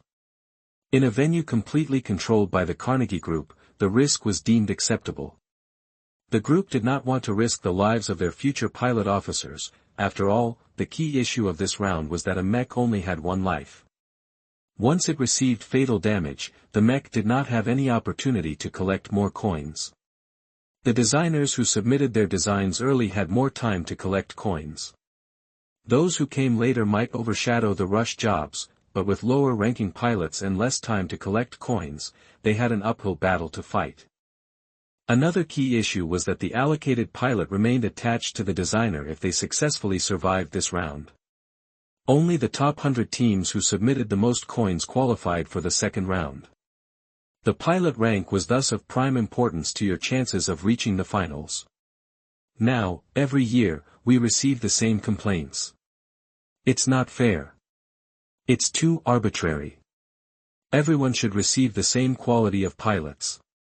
The executive turned around and stared at the designers on stage. All of them felt the intensity of a man who climbed his way up the ranks of the renowned Carnegie Group. I am a businessman. You work for us. As a responsible businessman, I expect my subordinates to work promptly and deliver their products on time. Those who can never meet their deadlines will never cut it in the mech industry. The best mech designers are always those who are a step ahead of the competition. It is up to you to decide how much time you wish to spend on your designs. Everyone felt the weight of his words. While some of the designers had little clue what he was talking about, Ves knew better as he already had some experience running his own business. The free-for-all in fact could be considered a race. Those who worked faster gained a lot more advantages, though sometimes the slowpokes turned the tables by submitting an almost invincible design. In essence, Ves had 3 overall choices to make before he even started. He could rush out a sloppy design and gain an elite pilot who could search for coins before the majority of the competition entered the simulated battlefield. This was the highest risk a designer could make and had enormous influence to their future course. If Ves succeeded in his gambit and climbed his way up the top 100, then he paved the way for a clear road to the finals. With a high-ranking pilot by his side, he had the qualifications to fight for the number 1 position. If Ves was not that confident in a quick design, he could take it slower and submit his design somewhere around the average. With enough time, he could design a substantially better mech who could go toe-to-toe with almost any opponent except for the slowpokes. Finally, he could take his time and design a truly perfect mech. With sufficient time, he could build up a mech that enjoyed a full coverage of compressed armor. With such a marvelous protective layer, his mech would be virtually invincible. Still, the pilot I'll get won't cut it. There's a huge difference between a top pilot and an average pilot. Ves considered carefully. He wanted to reach the absolute top. Those who took their time were mostly content with reaching the top 100 or top 50. Only the designers who submitted their designs fast enough had the right to struggle for the limited amount of available apprenticeships. Throughout the competition, Ves already acted boldly. He already staked his entire future to a single throw of the dice. He had to keep walking his chosen path to the end. 3 hours. I should be able to finish a functional design in 3 hours. Ves whispered to himself. The average submission time in past competitions usually hovered around 5 to 6 hours. Cutting that in half meant his mech inevitably retained some serious flaws. The key was to minimize or mitigate these flaws. Chapter 89, Steed. You are listening at novelfull.audio. After explaining the rules, the executive retreated and allowed others to direct the first round. A guide brought every designer to their allocated quick-forge system, a marvel of engineering. Every quick-forge cost as much as 100 mech workshops. Its impressive capabilities allowed for almost instant fabrication of any device as long as its complexity did not exceed a certain standard. Though insufficient to mass-produce any current-gen mechs, it had no trouble in pumping out 200-year-old designs. These are the toys that the students of Limar can polish their design skills. Ves guessed. The Carnegie Group didn't design these quick-forge units for a simple competition. How I envy those who gained the chance to study here. Designers who spent a lot of time with these miraculous systems could gain a lot of proficiency in working with real mechs. Though the assembly process was massively simplified and sped up, it still provided much more hands-on experience than working with simulations and projections. Once everyone reached their assigned stations, they waited for the signal to start. 3, 2, 1, go. Everyone rapidly engaged the quick-forge system. The students from Limar had a distinct advantage. They used their familiarity with its systems to immediately start fabricating a frame. Sophisticated assembly arms flash-produced the alloys in midair, kept aloft by the most precise anti-grav emitters. Impressed by the speed of which these systems produced a frame, Ves hurriedly tried to catch up. Right. If I want to finish a frame at the fastest speed possible, I'll have to go for a light mech. Though he preferred to design a versatile medium mech, its larger mass and size meant it took more work to get it running. A light mech not only had a reduced material requirement, its limited loadout meant it only needed a couple of small components to make it fully functional. As Ves wanted to make his mech count in the first half of the round, he focused on improving his mech's peak capabilities. It needed all the performance it could get in order to remain competitive with the mech submitted a few hours later. The battlefield fortunately featured small resupply depots where mechs could supplement their ammunition and energy, so mechs with shorter running times still had a chance. After a brief consideration, he therefore picked a sprinter mech. He rapidly scanned the list of pre-made components and picked out a laundry list of limbs and internal parts. He particularly paid attention to the legs. Drawing from his experience with the Octagon series, he focused on prioritizing agility instead of top speed, though not to such an extreme extent this time. In the early stages of the free-for-all, it's more important for a mech to be able to avoid damage. The less damage it incurs, the longer it will last. Some mech designers chose to go for the opposite strategy. They built a crude heavy mech brimming with armaments. Such a heavy brick relied on its immense armor and firepower to deter others from taking it on even as it sluggishly transported a coin. The tiny light mechs like what Ves had in mind gained no advantage in taking on such monsters, though fairly safe. Their limited speed and mobility meant that these lumbering oafs had a lot of difficulties finding coins. They could only cover a limited area. Even if they spotted a coin, any rival mech could easily snatch it before the heavy mech reached the spawning point. Heavy mechs are just a dead end in this mode. Ves concluded. Only heavy mech specialists had a way to make it viable. Anyone else only risked their downfall if they played with something they didn't fully master. Now that he developed a concept, he had to attach the proper image to his design. In a contest like this where his entire future was at stake, he had to pull out all the stops. Even as his slower rivals all began to fabricate their parts, Ves still remained unmoved. He closed his eyes and sharpened his intent. My mech will be a Steed fit for the most talented pilot. A proud machine, it cherishes its freedom to move. Any location is within reach. None may blaspheme its integrity. Violators will be speared by its horn if they are weak. Those who are stronger can never touch its surface, for my mech is fleet of foot and can depart whenever it wishes. Ves envisioned a unicorn in the form of a humanoid light mech. Proud, inviolable and fleet of foot. The new design he had in mind combined all three aspects into a coherent whole. He felt empowered by his vision. Let's go. He started to design and fabricate his mech. Though the interface of the Quickforge system was complex, it basically functioned as a monstrous amalgamation of a design terminal, a 3D printer and an assembly system. As Ves was quite familiar with each system, he had little trouble adjusting to the combined controls. He put his full attention into getting his light mech assembled properly. Though the Quickforge system accelerated the fabrication and assembly process to a ludicrous speed, it also risked the amplification of any unaddressed faults. A tiny misalignment between components could snowball into a massive cascade of structural instability. Ves had to keep his eyes peeled and work with utmost precision in order to maintain control. The only snag he faced was that he had to tune out the commentators. Look at the beauty Chris Adrian has in mind. A male announcer pointed out. From how many components he has in mind, he's definitely going to make his splash in the mid-game. That at least the mech designers had some measure of privacy this time. Opaque screens blocked their view of their rivals. In addition, each designer had access to a function where they could obscure all of their actions to the entire audience.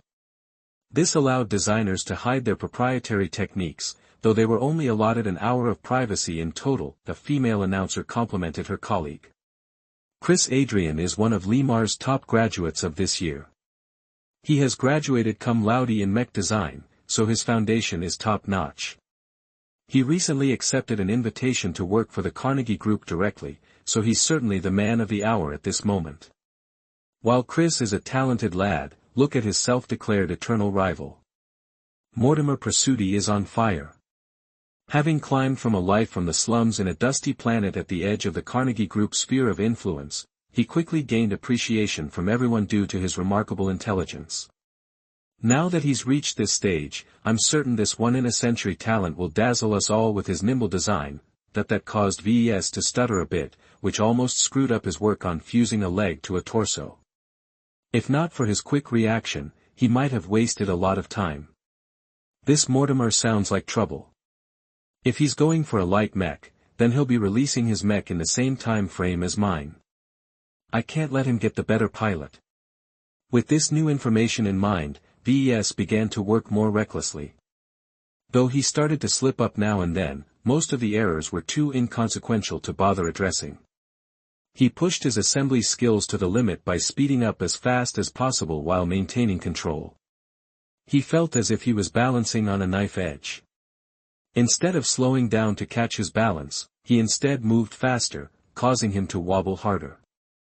We've tallied all 500 in-progress designs and put our brightest minds to work. The preliminary results are in. About 93 are light mechs, 320 are medium mechs, and the remaining 87 are heavy mechs. That sounds about right. There's always an even proportion of light and heavy mechs every year. How many of them are aerial mechs? A staggering 78 designs show openings for flight systems. It seems like a significant amount of them are built to hunt for coins. The cowards. Don't these designers have any confidence in their work? I want to see some action. Ves slowed down when he reached the arms and legs. In order to preserve his design's offensive power, he had to pay particular attention to the musculature in the limbs. The default scheme of the limbs were sorely outdated. With the advantage of 200 years of progress, he radically tore out the old layout and began to swiftly implement a crude but modern musculature. Though not as good as a proper scheme, his improvised work still raised the specs of all four limbs by a significant amount. He optimized his mech for wielding spears, though he also added in a laser pistol to deter any flyers. While the pistol did not amount to much of a threat, it was sufficient in holding off opportunists who wanted to pick off an easy target. Though the rules did not reward a kill, one of the viable strategies in this mode was to eliminate as much competition as possible before they accumulated a lot of coins. The best targets were those who were in the middle of transporting their own coins. Enough about the boys.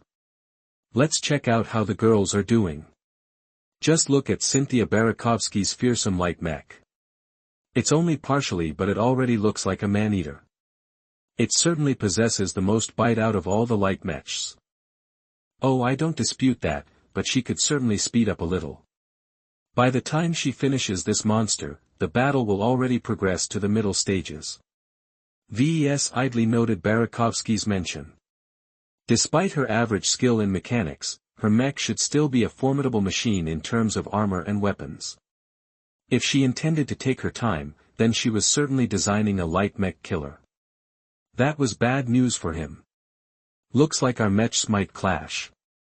He muttered. If he allocated more time on his mech, he could close the gap, but that meant he'd miss out on the best pilots in the pool. In order to reach the finals, he had to give up a lot of toys and settle for something fast and cheap.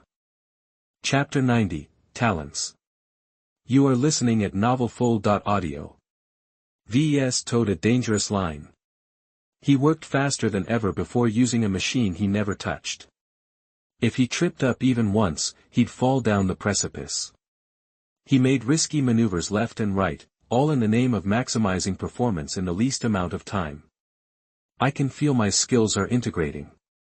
There's no better way for me to master my new gains than to push them to the limit. Despite being one step away from ruination, Ves felt truly alive at that moment. He was made for this. His performance went past 100% as he reached a peculiar state of zen.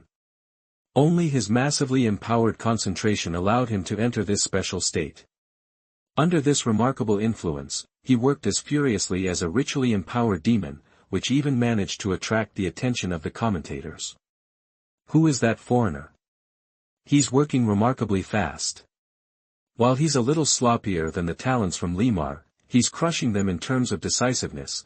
Some of the audience even started to divert their attention to Ves.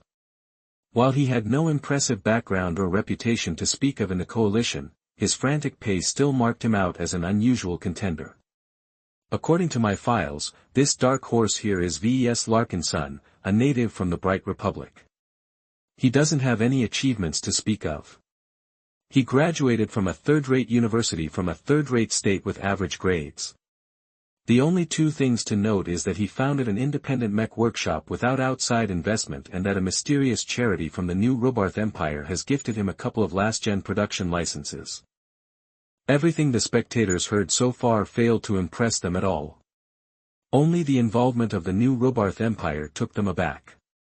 Even if only a tiny and obscure influence from the massive first-rate superstate took interest in Ves, the news was still sufficient to shock the crowd. Under the rule of the ruthless emperor, those who lived and thrived under his rule had to possess a certain amount of strength. If not, their wealth and possessions would have been snatched a long time ago. It had to be said that even the most banal powers from the new Robarth Empire possessed enough might to crush the Komodo star sector a dozen times over. Elsewhere on the stage, Barakovsky's smile turned intrigued. Interesting. Seems like my meeting with him was fortuitous. I always knew there was something fishy about him. The Bright Republic can't possibly nurture a mech designer like him. If there's the shadow of new Robarth behind him, it all makes sense. Meanwhile, Patricia's eyes remained tranquil as she steadily built up her design. She took no special note of her former classmate from the Republic. The only thing she had in mind was her design. Her subdued way of working drew no eyes from the audience even if her fingers operated the quick forge system in a masterful way. There were also some on the stage who treated the news contemptuously. One graduate from Limar snorted offhandedly when he heard the commentary. Truly worthy of the Robarthans to invest in a random ant from the most backward place in the star sector. Ha, if that influence is truly legitimate, then we'd all heard about it by now. Though VES attracted a brief spike of attention, the short-lived excitement died down quickly. In the eyes of the insiders, he was merely a talent who got a lucky break. Whether he could transform the gifts he received into his own strength was another matter. Many dazzling talents who graduated from the Lit and the other elite schools of the Coalition possessed much more substantial track records. Their many accomplishments awed the people present. The heritage of the various partners in the Friday Coalition could not be belittled. Despite their intense rivalry, they unceasingly produced successful talents year after year. Only a comprehensive education system could pump out an unceasing amount of talents. The Coalition also nurtured them properly by putting them under the wings of more experienced designers. Speaking of remarkable designers, who do you favor? Is that even a valid question? There's only one person on stage who deserves to be called an emperor of their generation. If you lived under a rock for the past couple of years, then lo and behold the radiance of Carter Gage. No one disputed the commentator's assertion. Even the illustrious household names such as Mortimer Prasuti and Cynthia Barakovsky had to bend the knee in front of a genuine powerhouse like Carter Gage. As a descendant of the ruling Gage dynasty, there is no question Carter will inherit the role of chief mech designer from his father. The Gage dynasty was the strongest partner of the Friday Coalition. They were the first to arrive at the desolate Komodo star sector. With their innumerable assets and power, they blazed a trail and colonized the juiciest star systems. If not for the entries of rival powers like the precursors of the Khonsu clan and Hexadric hegemony, the Gage dynasty might have firmly grasped the entire star sector. Nowadays, their immense strength and unruly behavior often invited universal condemnation. Though the dynasty could overpower any other partner, even they had to halt if the rest of the coalition combined together in opposition. Militarily, the Gage dynasty unquestionably occupied the throne. The Khonsu clan was only a distant second. The almost evenly matched Vermeer group hounding at their heels, not content with their third-place position. In comparison, the Carnegie Group's core strength did not even come close.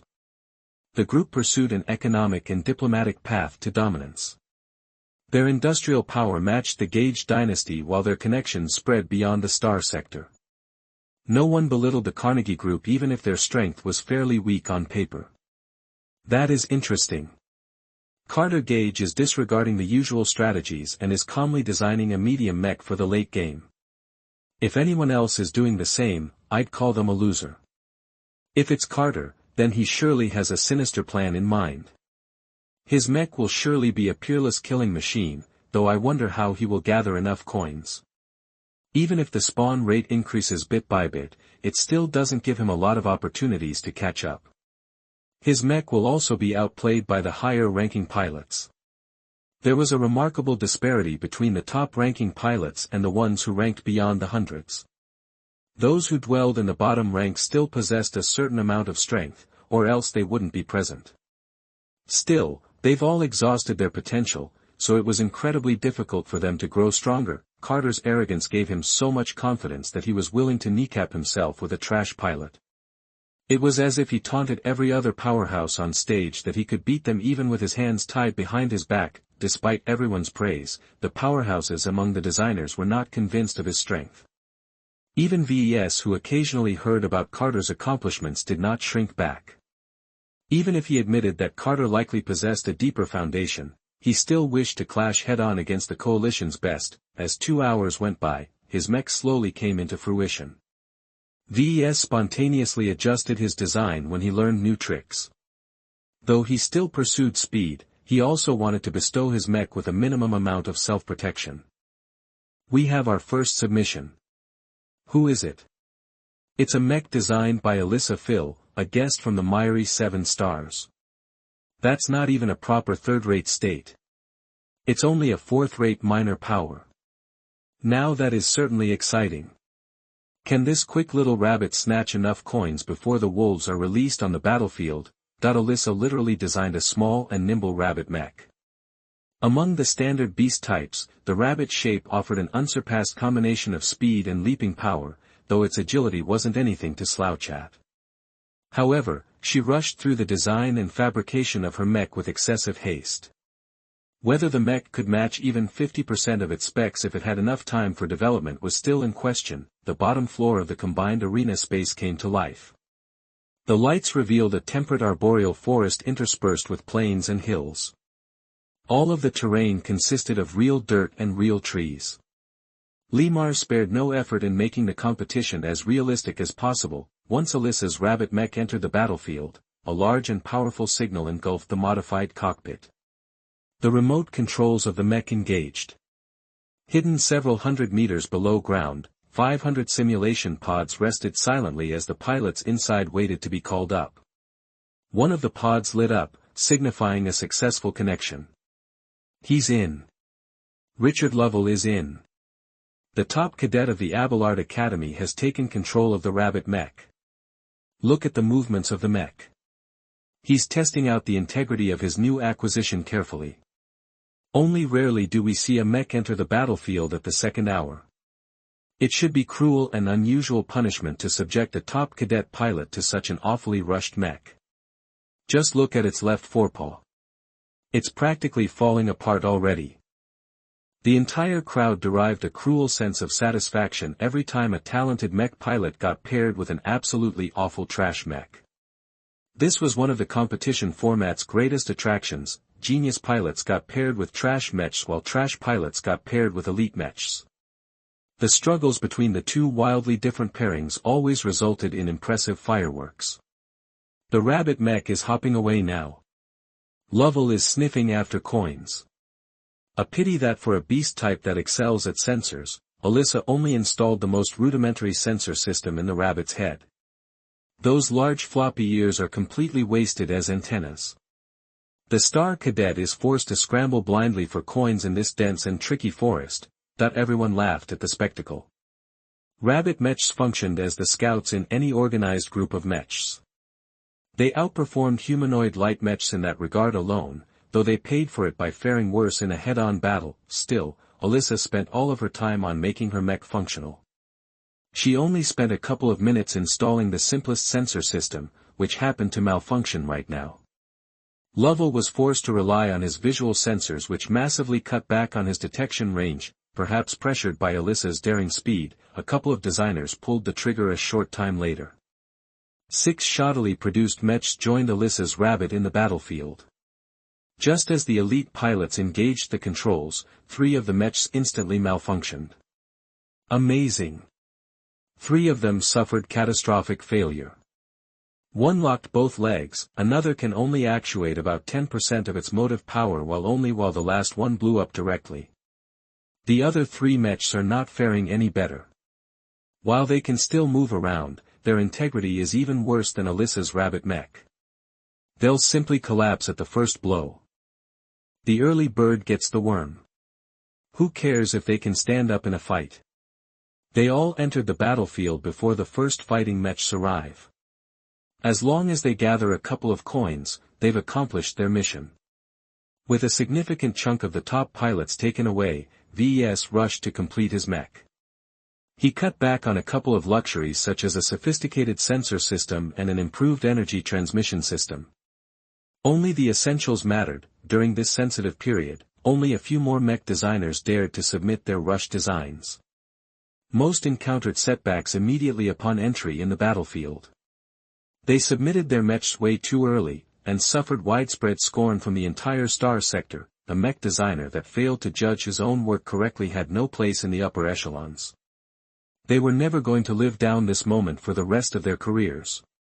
The audience instead lamented the wasted opportunities for the elite cadets to showcase their skills. In the meantime, Ves finalized his design. He took an incredible 2.5 hours to complete a somewhat functioning light mech. It was one of his first works to date where he fully utilized his newly gained journeyman skills. Gradually, a light shone in his eyes.